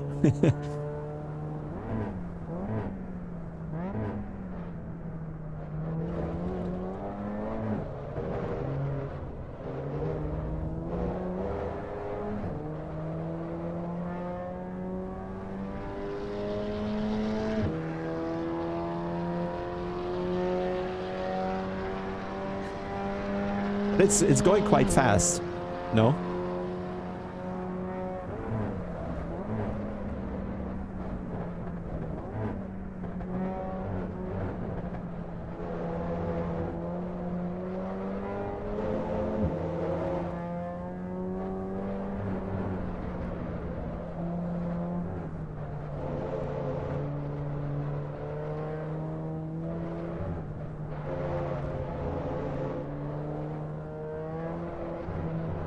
It's not miles. Yeah, I mean, you can see the throttle input. It's gonna push a little bit, but not extreme. And I mean, fourth gear is not the range where the power will be enough to pull it to the inside. Should be, if anything, second gear. But also, you can see it in the lower right corner. And we're on the road tire. Once we add the supercar tire, which probably some people are equipping on the car, it's gonna behave a bit different. That's the dash view without the steering wheel. The car also has a launch control, so just hold the brake and throttle. It's gonna hold it 4,000 RPM, and then you just let go.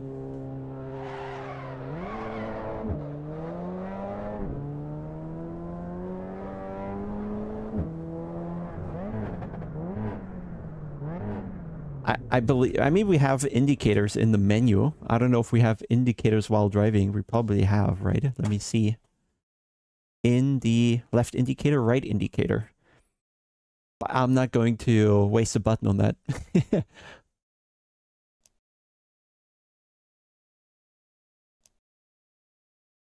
Let me go back to get a car that has the displays. I hope they're working.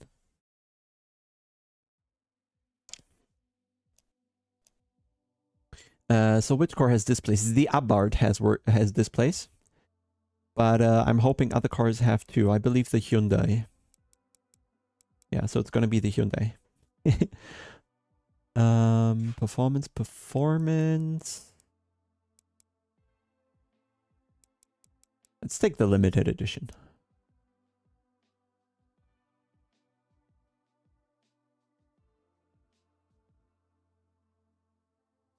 Well, in theory they have a kilometer tracker.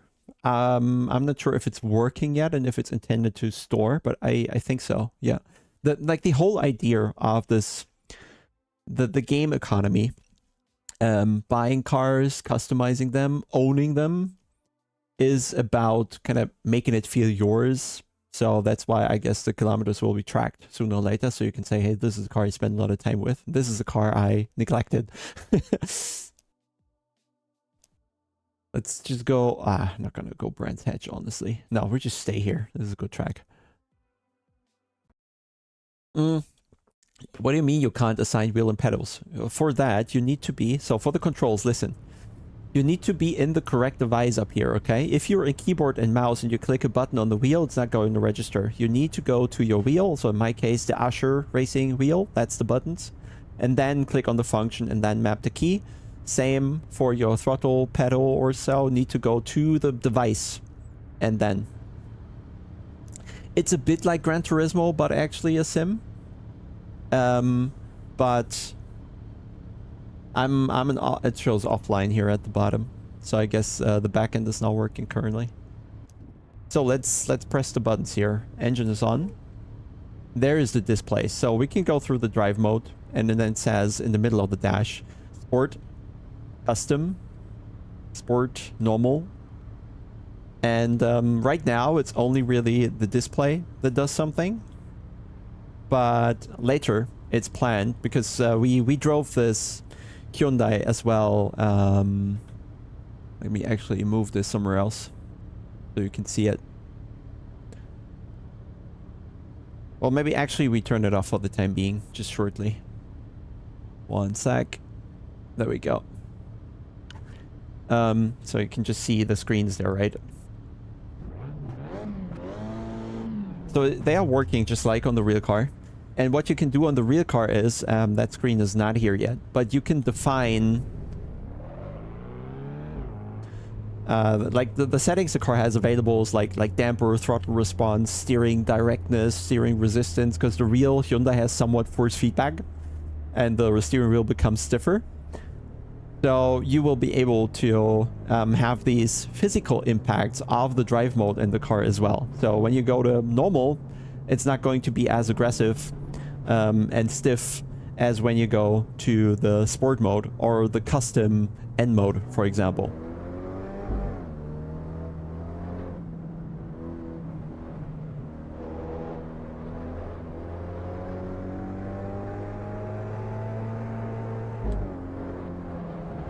And that car is a whole lot more agile even than the Golf. Like, if you turn this car in, let go of the throttle, it's quickly gonna come around. And this is exactly what I felt being on the Nordschleife with this car. You will always brake before the corner, like this, and then be back on throttle to keep it stable. So even though it's front-wheel driven, you'll not be stuck in permanent understeer. You can play with the car, you can play with the weight, you can swing it around, and the rear is going to work with you, right? If you force it. And just a bit of braking is going to make the rear light, turn it in, and starting to learn that, work with that. That's going to be interesting for people that are into more road cars.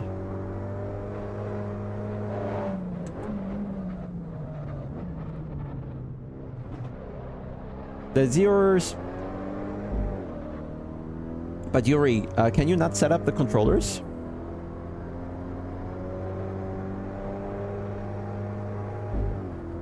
Hearing radio while free roaming the Nordschleife. Yeah, I think this is something that people want, but what's stopping you now?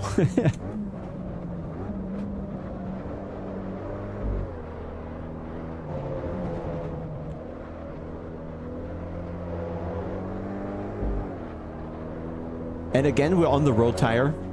The car we drove on the Nordschleife had much better tires, in this case from Yokohama. I guess in the game we'll always have Michelin's or Pirelli's that we model.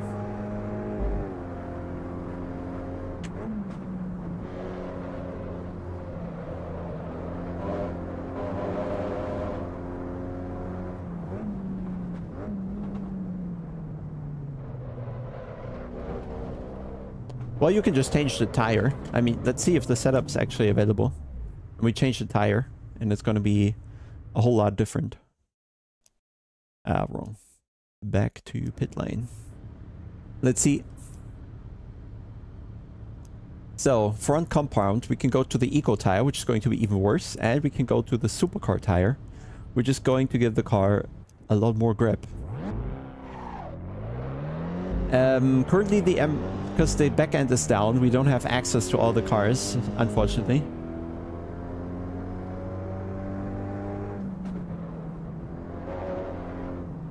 Now the steering is a bit, I don't know, stronger, because the tire produces more grip, so it's all a bit stiffer now. And you can also tell that on power, it's not pushing as much, it's just pulling itself nicely through the corner. The rear is a bit grippier, like it's not going loose as easily. And if I put the power down, it just stays on the trajectory that it was, because the tire has more grip now.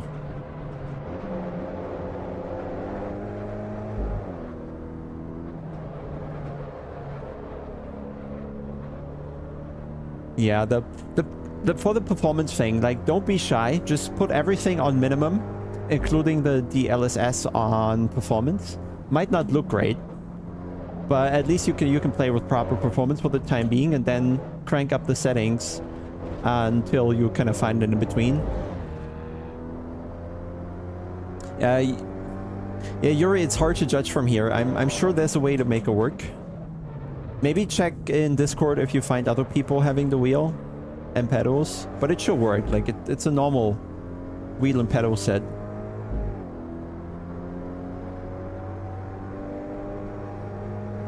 Is there a way to see if the wheel is clipping? No, but generally these road cars have very low force feedback. If you just put your steering wheel driver to the maximum and put the game to somewhere 50% or something, you will not have any clipping, no chance whatsoever, I think.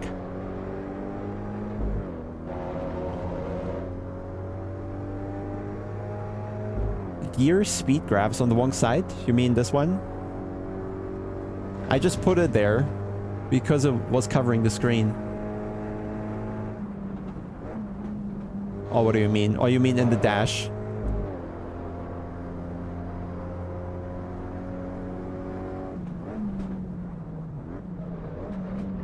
The shadows, wait, the shadows should be more detailed. It's popping up too much. ACC, someone has this issue, but it's unreal. Now, so in terms of shadows, there are some attempts. So of course, I have lowered the shadows because they're performance hungry. So we can go higher. And we can increase the resolution. And then there's this thing that is experimental shadows, where the attempt is to not have the level of detail change. So it's sticking to one level of detail without switching between levels of details as you get closer. So let's see if this actually works right now. Can you change modes of the car itself? You mean... yes, there will be down the line. Right now, the performance mode is only the display. Mouse steering. I'm not sure. So now, let's go through the shadows here and see if there's any shadow popping happening. It should be far enough in the distance so that you don't.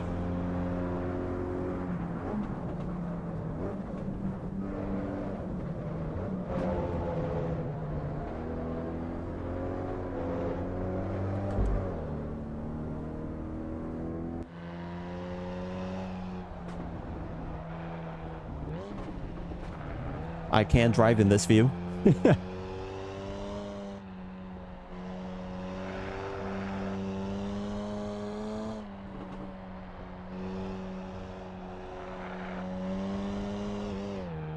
Hey Yuri, can you try reach out on Discord? It's difficult to help on stream.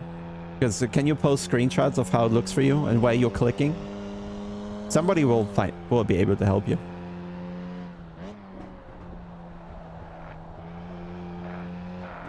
I'm sure it works.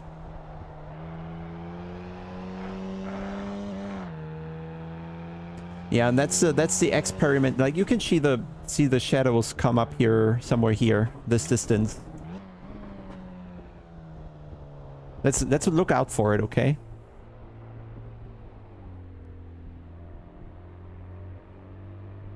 Here, there was something. But it's so far in the distance that from the cockpit you're not really seeing it.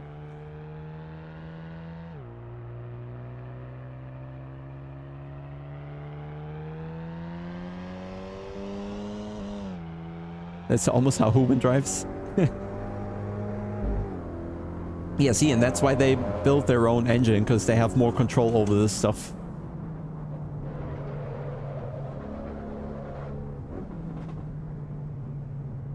Hey, Leon, I think with road cars, you're making the wrong comparison. Ah, there you go, Yuri. Well done.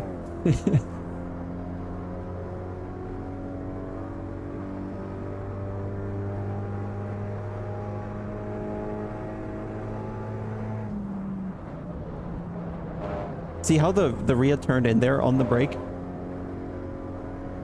I mean, you can see my brake input on the left. And you can see the ABS engaging when this yellow lamp comes up.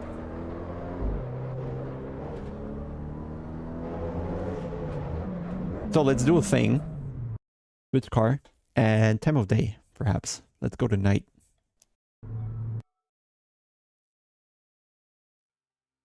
What car didn't we have? The Abarth, but we're not gonna use it. So the only thing we didn't have is the Escort. Ah, there's a nice feature on the car I need to show you. Car controls, animations, sunroof. And then you can read Cosworth on the floor mat.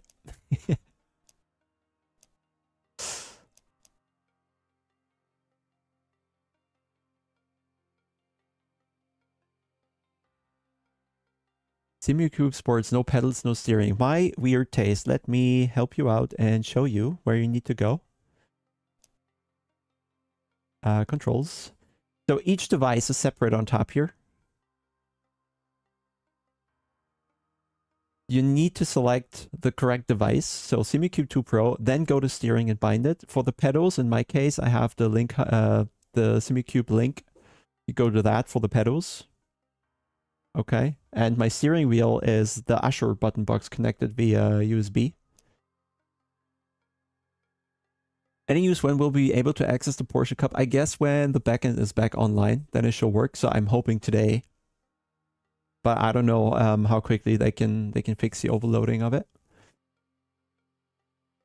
Okay, so you need to be in the device that you want to set up to a function, else it doesn't work. Like, I couldn't set up the keyboard when I'm in the SimuCube 2 Pro thingy.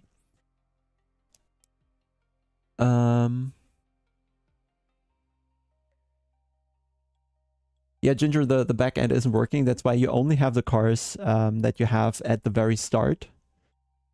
That you need to buy like a car initially, and it's among these 5 that we have available right now. Once the backend is back online, we will be able to access the other cars as well.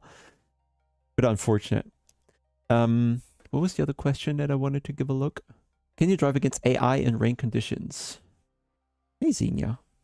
Yeah. Come here, guck mal. Come here. Xenia. Come here. Na hopp. Maus. Was los? Hmm? No, she just wants to be there, not say hello.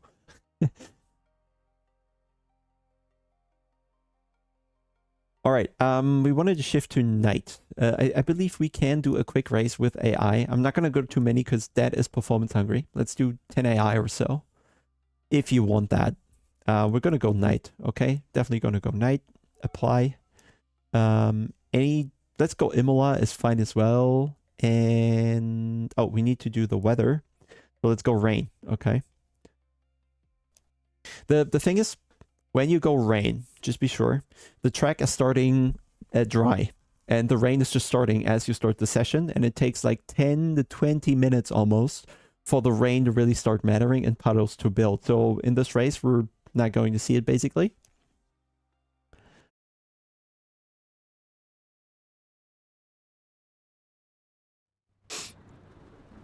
So, just to let you know, it tells me right now this is 100 FPS. I guess once the AIs are driving, this is going to be a bit less. It's gonna be 20 minutes. So let's restart the session. Let's just go drive. The wiper. Slow should be enough. Actually, let me quickly adjust the view settings because I believe this looks a bit weird. I want to be lower in the car, I guess, and have the pitch up a little because the horizon looked in a weird place. That's better, I think. Someone wanted to see force feedback, Victor, right? I'm gonna show you one sec. But it's simple, honestly. I made a pin post on Discord as well about it. So Discord here, this is my force feedback. And you really only need to care about steer lock. Make it the same as in the driver, as always in ACC. Gain, I have 50%, but you can do 30, 40, whatever. Dynamic damping. I can change the speed up time, but it's just going to be the time of day that is affected. I don't think it's the weather. So dynamic damping low. The higher you make the dynamic damping, the slower the steering wheel is going to be in terms of the force feedback it does. So you want to have low dynamic damping, okay? And damper gain is just general resistance. Understand it like that, but I posted something on the Discord about it. Okay. I think I could look even higher, honestly. More like this. More like this. And then we go back a little so we still see the cockpit. Lower even? Ah, that's fine. That's just 60 FPS now.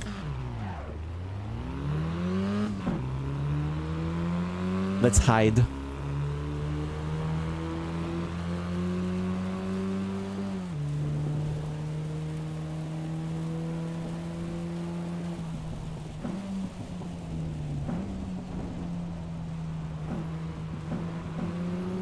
Side by side is still tricky for the AI. Like every AI. So let's just go by, I guess.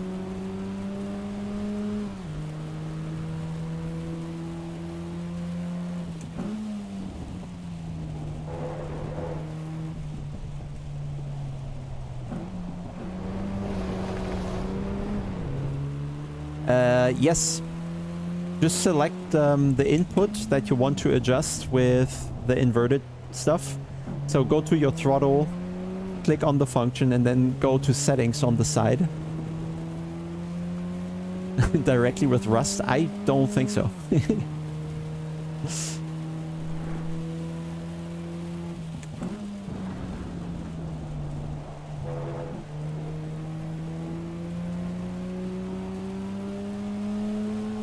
I think there's some visual damage, and I think the car can take damage, but it's very trimmed down.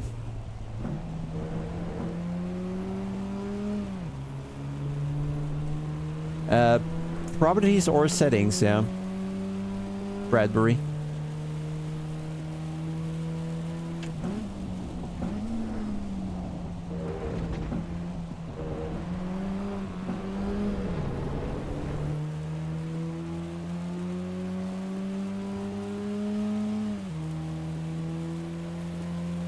If you just type !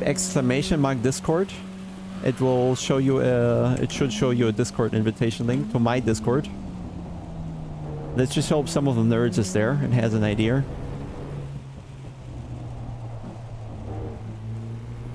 Sir, can you go faster? As I say, it takes a while for the track to actually become rainy, and we're starting from a green track, so in theory there isn't any rubber laid down that could form a wet line or something. And we're on a road car. Or we're in a road car. Oh, I should brake earlier, I think. Getting passed by the AI confirmed.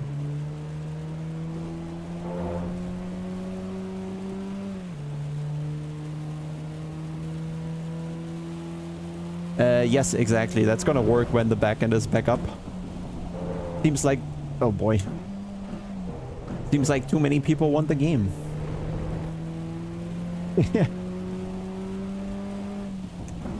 Yeah, the problem with the Escort is it's missing the Kenwood sticker, else it would be OP.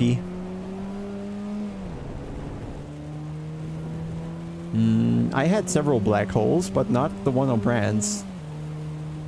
Typical Jardier.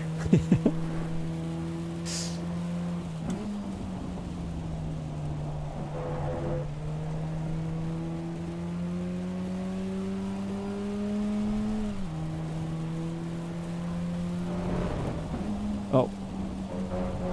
Oh.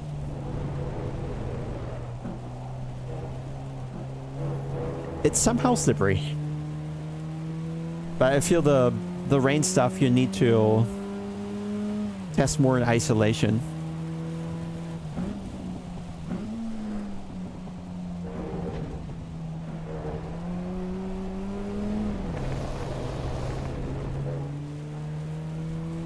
Yeah, I neglected the Abarth a bit. The yellow brake icon is ABS interacting, yes.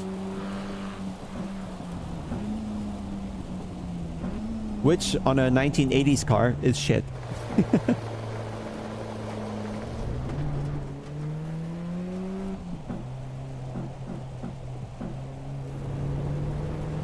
Abarth fits through the pixels.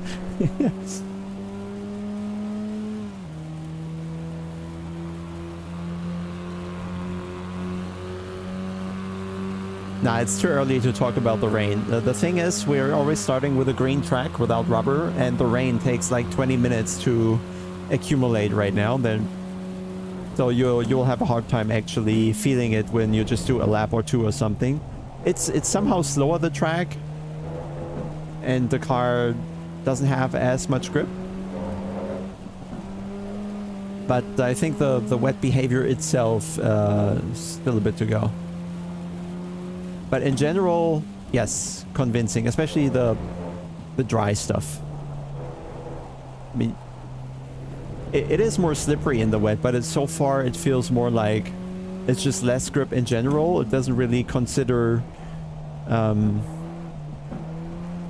the track is now wet and doesn't really give you the grip back once you lose it.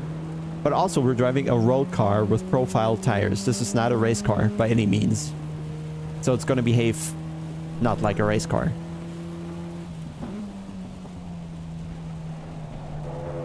Yeah, it does. Like, and even if we... Oh boy, this... Can you see something? I kind of still see something. But I don't know how fast I'm going.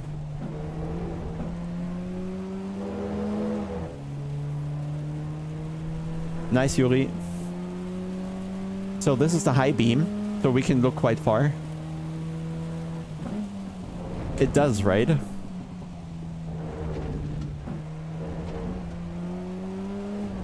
And then if we go to the normal, we don't see as much of the surrounding, right? And everything isn't as bright in front of the car.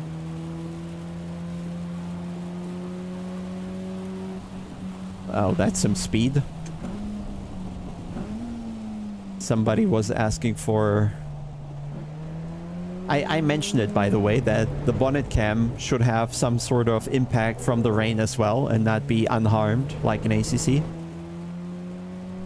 Same for this camera.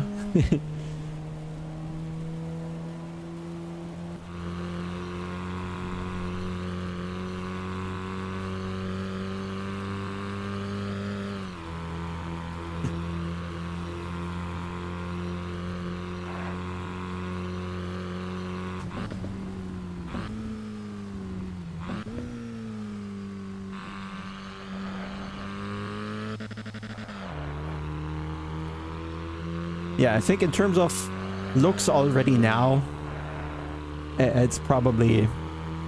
It's hard to rival.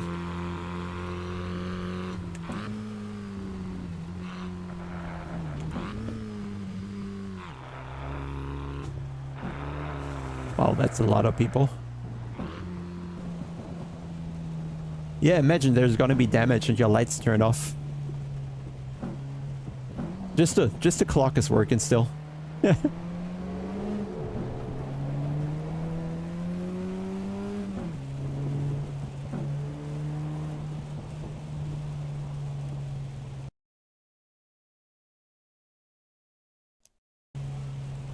So any chance for backend? Let me check Discord.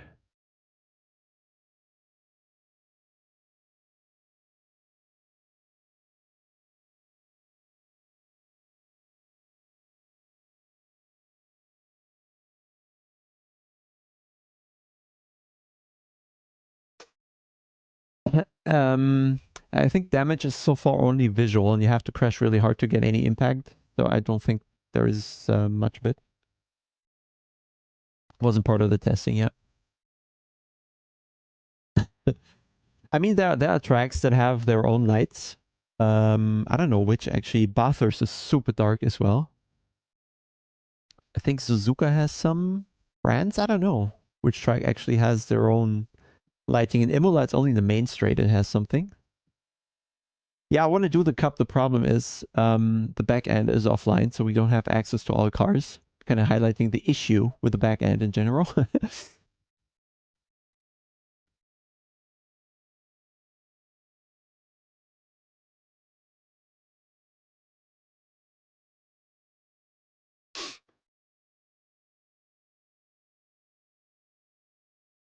Control. Yeah, I know some of the testers are using controller, so they should work. Somebody also posted settings. Shall I get those? Or let me know on Discord, okay, that you're looking for the controller settings, and maybe I'll post them there. Maybe I can find them quickly. One sec. Game. Is this somewhere? Do we have a channel for that actually? Specifically for gamepad? No, gamepad. Ah, yeah. There's some setting I can share for gamepad. I'm just gonna copy paste it. I don't know if it works for you. But I saw the guy the only one who played with gamepad. He says the new gamepad steering default settings are so good. Good job. I only tweaked Y saturation a bit down, as that much lock is not needed, at least on track. Driving is really nice. So I think the default settings might be good on the gamepad already. Yeah, I mean, let's go with the Abarth, okay? Just so we get through that. What I want to show you is just look at the reflections in the plastic window being different to, I don't know, the rest of the car.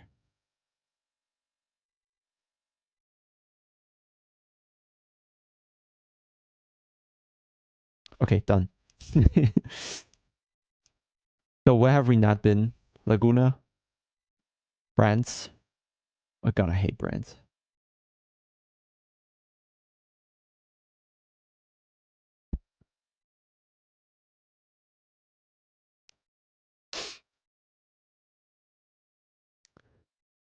Back to day, perhaps, and back to without AIs. Maybe we go for the morning hours a little, something like that. Let's see. Why is it Suzuka? Didn't I click Laguna? I did. And we go back to... Right.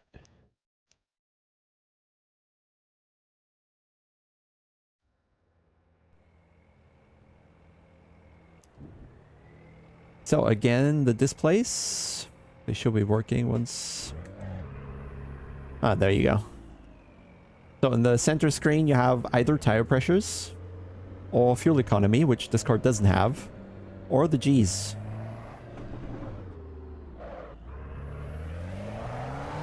Well, I have 120 FPS right now because I capped it at 120. At 250 watts, 90 something % of the GPU used, I probably have 150 average when I let the car run freely. This is on ultra settings for the most part, just a few settings trimmed down.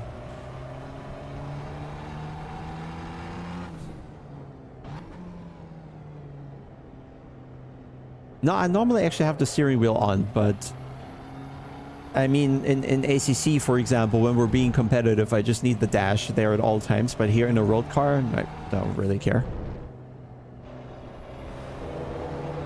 This car also has a great diff, so when you're in a turn, you put the power down, it's gonna pull to the inside rather than understeer wide.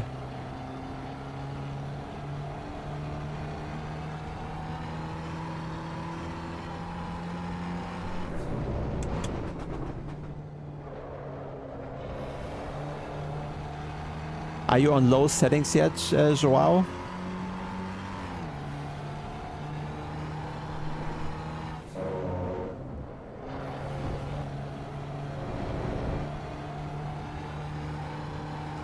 What kind of hardware do you have?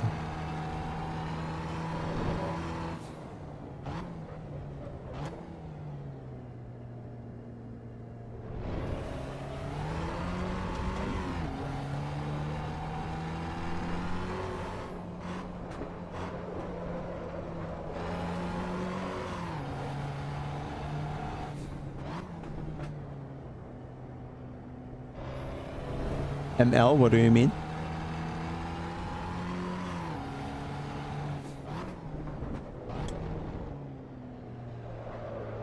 I mean, but every game has that issue.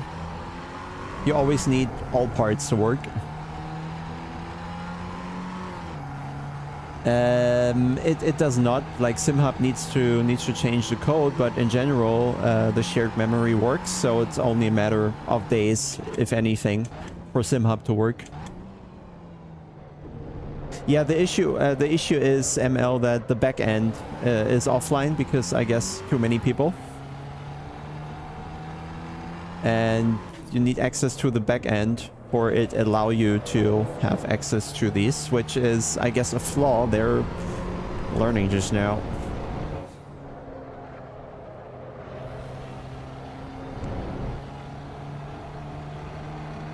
Look left, right, and back not working. I haven't actually checked.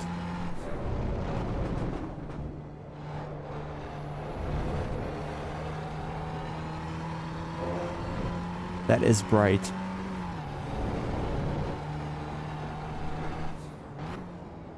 Yeah, 1060 is a problem.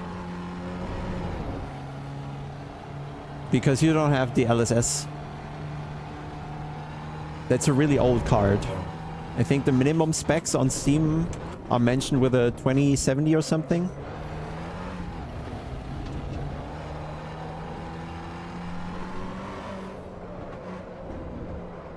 It would be brighter in VR. Probably also with HDR.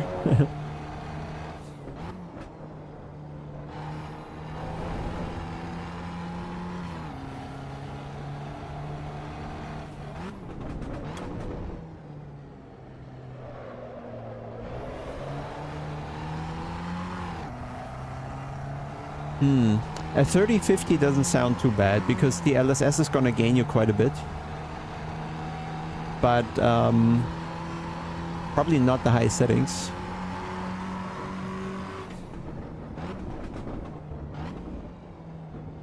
I think triples and VR in particular, but those two things are being worked on.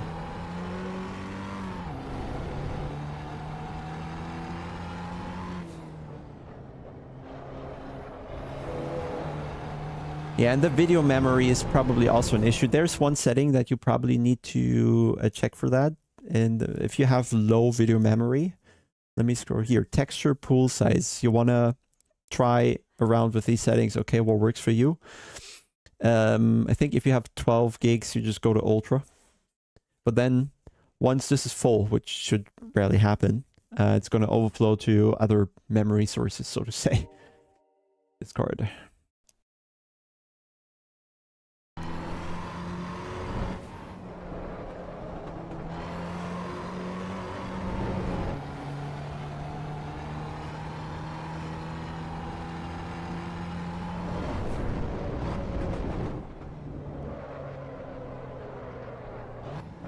Yeah, exactly. You have to think, by the time ACC came in early access, there was only, like, the 2080 Super was the best card available. And if you play ACC today with the 2080 Super, I have no clue how much FPS you're actually getting. So right now, the best available card is a 5090. And go down the road 1 or 2 years, then we're gonna have the 60 series probably or so. I think you have options with the AI. Like for me personally, that doesn't really matter, but you can say single make on or off. So that probably means it's going to mix with other cars.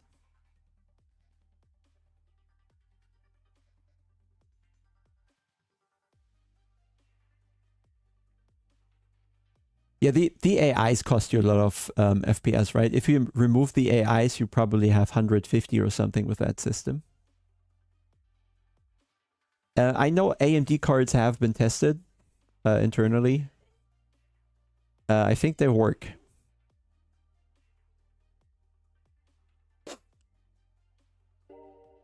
This card. I mean, I could... Let me go lowest settings. I have a profile here. Oh, I had in the other folder.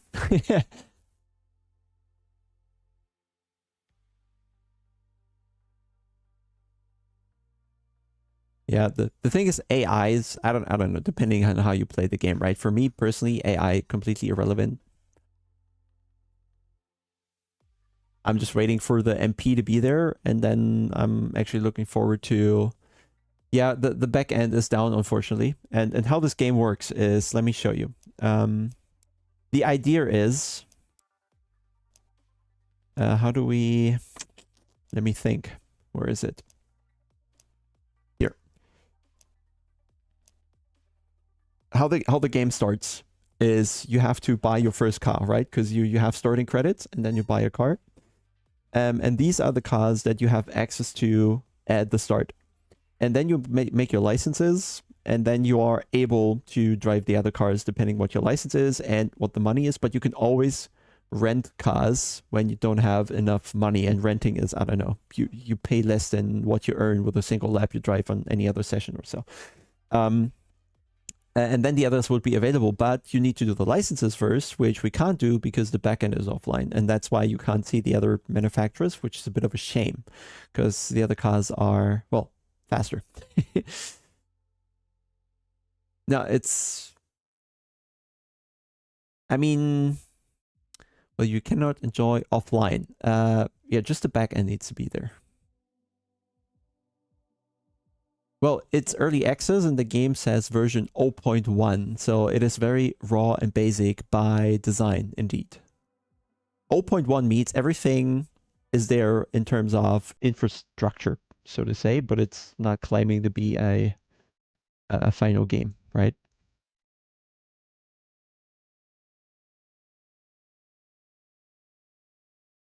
Yeah, I mean, Phil, honestly, make it heard, right?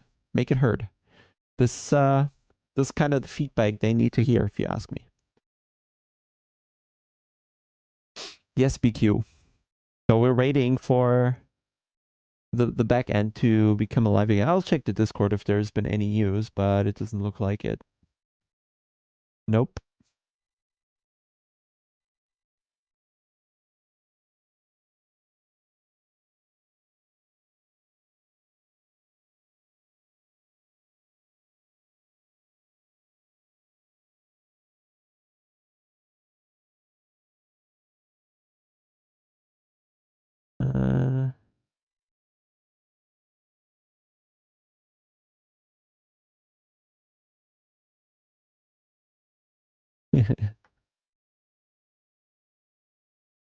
What's the FFB feel like? It depends a bit on the car, but I think it's intuitive. Everything is there.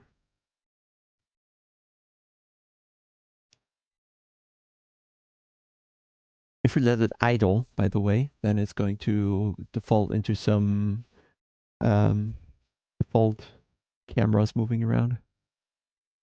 Driving feeling closer to AC1 or ACC.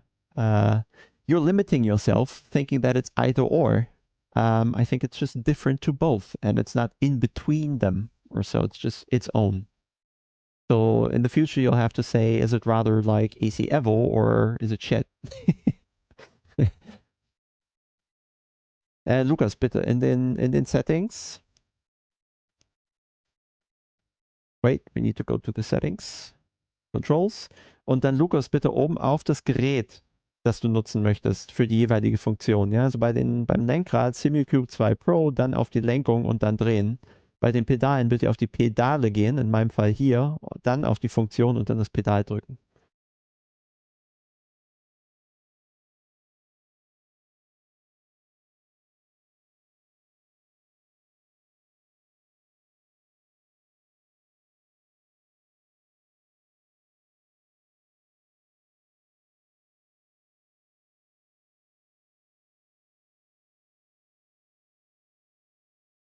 Das HUD ändern, du müsstest eigentlich im HUD die Dinger einfach mit der Maus nehmen und verstellen können.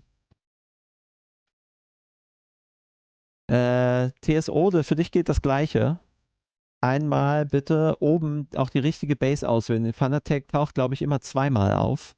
Dann auf die Base gehen, dann auf die Funktion und dann lenken. Ich weiß, dass einige Tester haben die Fanatec Base und sie funktioniert.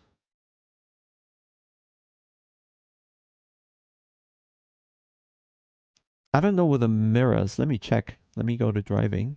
Single player. Somewhere in the day. Fly. Any track. Let me check the mirrors.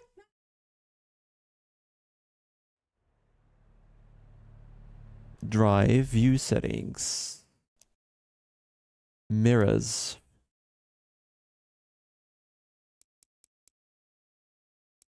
Ah, okay, this doesn't do anything. Probably, let me go to graphic settings first. Ah, wrong. Very bottom for the mirrors. Multi-high, ultra, optimized rendering. Let me turn this off. Mirrors capture mode, dynamic. Let me see if these settings make the mirrors different. View settings, mirrors. Wait, this is VR. That doesn't make sense. Left mirror.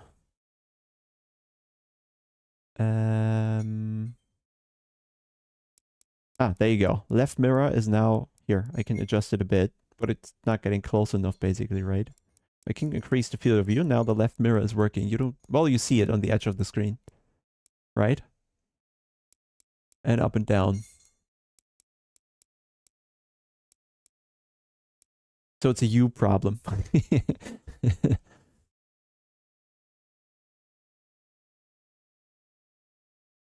Is everything, Devilish, is everything maybe turned around or something in the controls? Discard. We don't want these changes. So controls. So let's say it's the steering, right? And you go to properties and put it to check with these buttons that you have available there. Invert axis is slider, things like that. But for me, none of that was needed. And for the... Where does it have those pedals all of a sudden? It also has old devices in here. Throttle, properties. You should set the pedals to is slider. Sometimes they will gonna recognize it wrong. So there's behind the camera here, there's a button is slider, and then I think that it should work.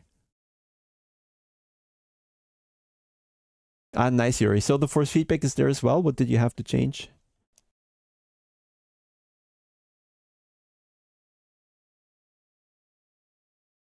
Nothing works. But you have Fanatec, do you?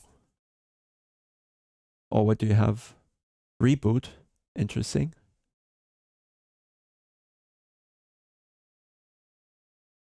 Please keep fiddling. But so you are able to bind them, but they're not gonna work. Damn it.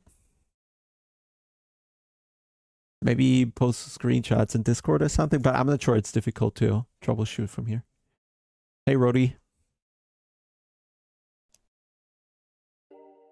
Discard everything while it works here.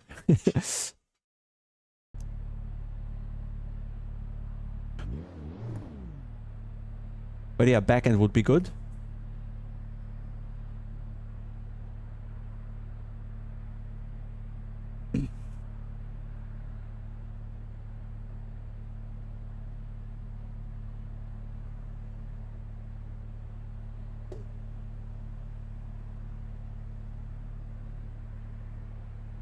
Hallo Gönni. Ja, schade, ich wollte eigentlich die anderen Autos auch noch fahren, aber ich denke, das ist dann eher was für morgen Vormittag in aller Ruhe, wenn alles funktioniert.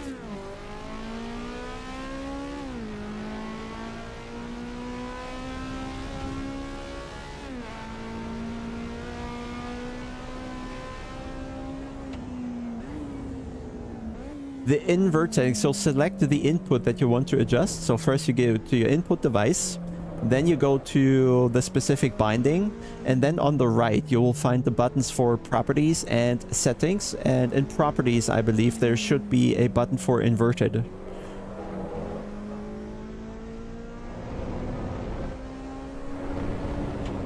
It's a bit early for the wetland stuff, mate, because when we start a session it always starts with green track, and then it starts raining basically as you load into the session. And that means it takes a while for water to accumulate. About 15-20 minutes, depending on the track, you'll start feeling the puddles.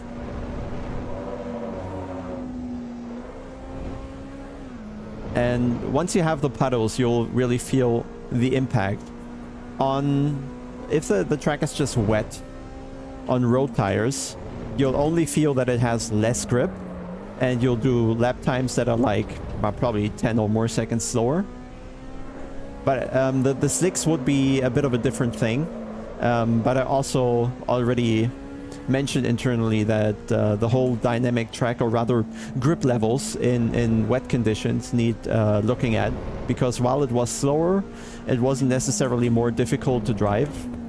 And then because you don't have any rubber on the track, and if you're driving alone it takes quite some time for rubber to build, you can't really get in a situation right now where you have rubber underneath the wet surface.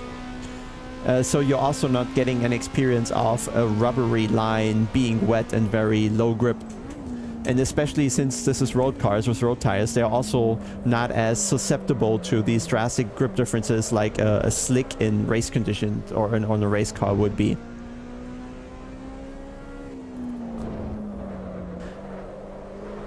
Well, I wouldn't say like ACC, it's differently wrong right now, but it's like known, and we just ran out of time to do more with it.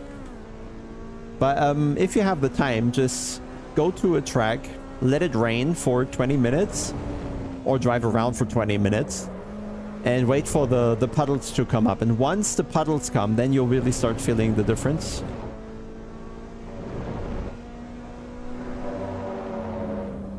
But yeah, we have to still work on the dynamic track stuff.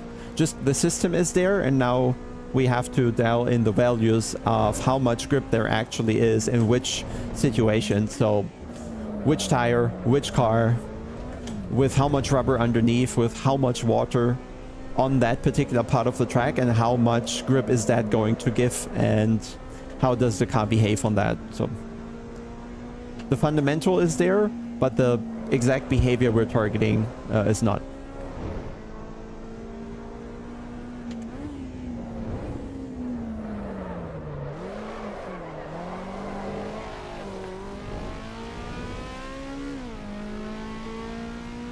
OpenXR is for VR users. Car tuning, there's only a setup screen so far. And we need the backend to be online to customize the car, because if you change your car, all the changes that you make need to be stored online.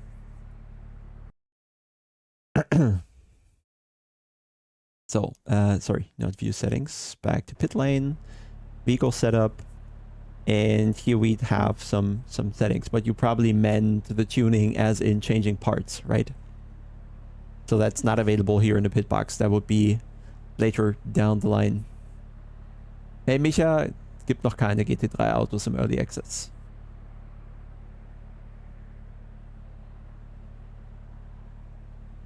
Yeah. Again, Megapixel, I can just urge you to raise your concerns. It's important that it's heard.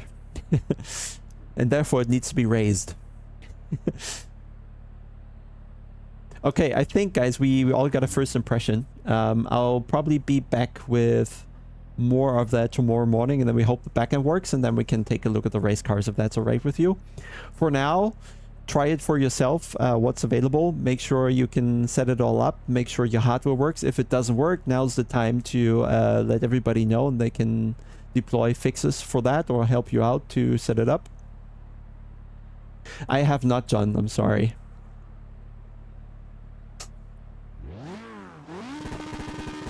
I kind of like that ref bang sound.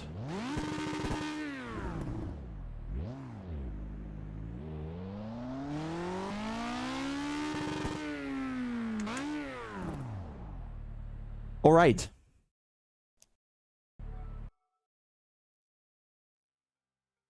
Flop. Bit of a stretch.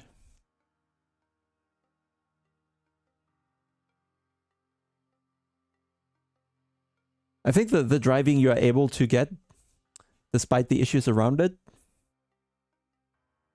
hard to get anywhere else.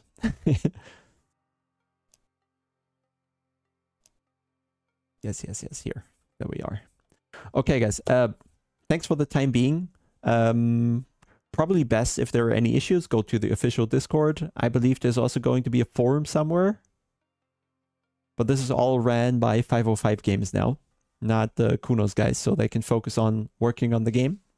And the guys from 505 are going to filter the feedback, sort it, and so that there's not 20 reports for the same thing reaching it. That's just one. Mouse steering, I don't actually know. I haven't checked. Controls. Keyboard and mouse.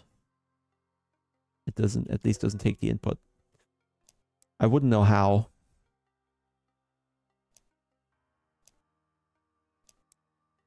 Something down the line, perhaps? Not too many mouse users, I heard.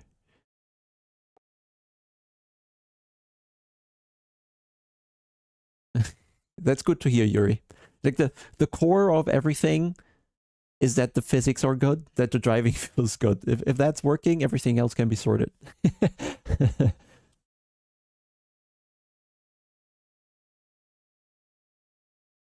Does it, so Pururaf, can you check the documents folder of the game? So same as an ACC, just go to your system documents, ACE, and there's going to be a log file somewhere. If you want to make a report, if you want to find the source, perhaps you want to check in the log file if there's any indication of what might be happening. It's natural that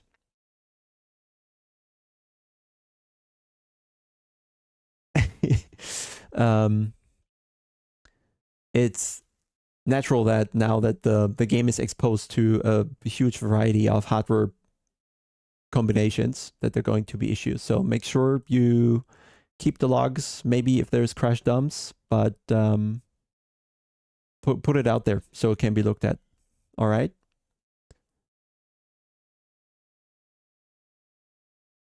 Input lag. How do you have input lags? Perfectly fine here. How many FPS do you have? Looks weird. Sounds weird. You don't have as bad of a PC, do you?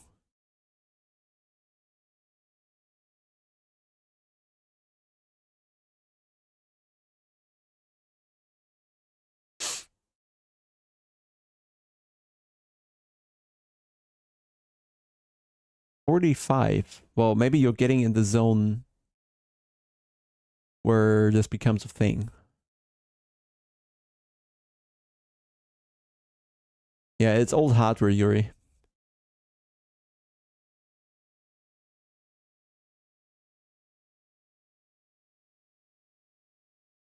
All right, guys, let's have a break here. Take it to Discord for further issues. I mean, you're below minimum specs mentioned on Steam, so it's expected that the performance isn't too good. It's like when ACC released, your equivalent is like a 960 or something, so a very old card. Let's hope the back end is back up tomorrow morning, and then we'll do some streaming there, all right? And look at the rest of the cards. Have a good one for now, guys. Let's hope you get to play. Bye.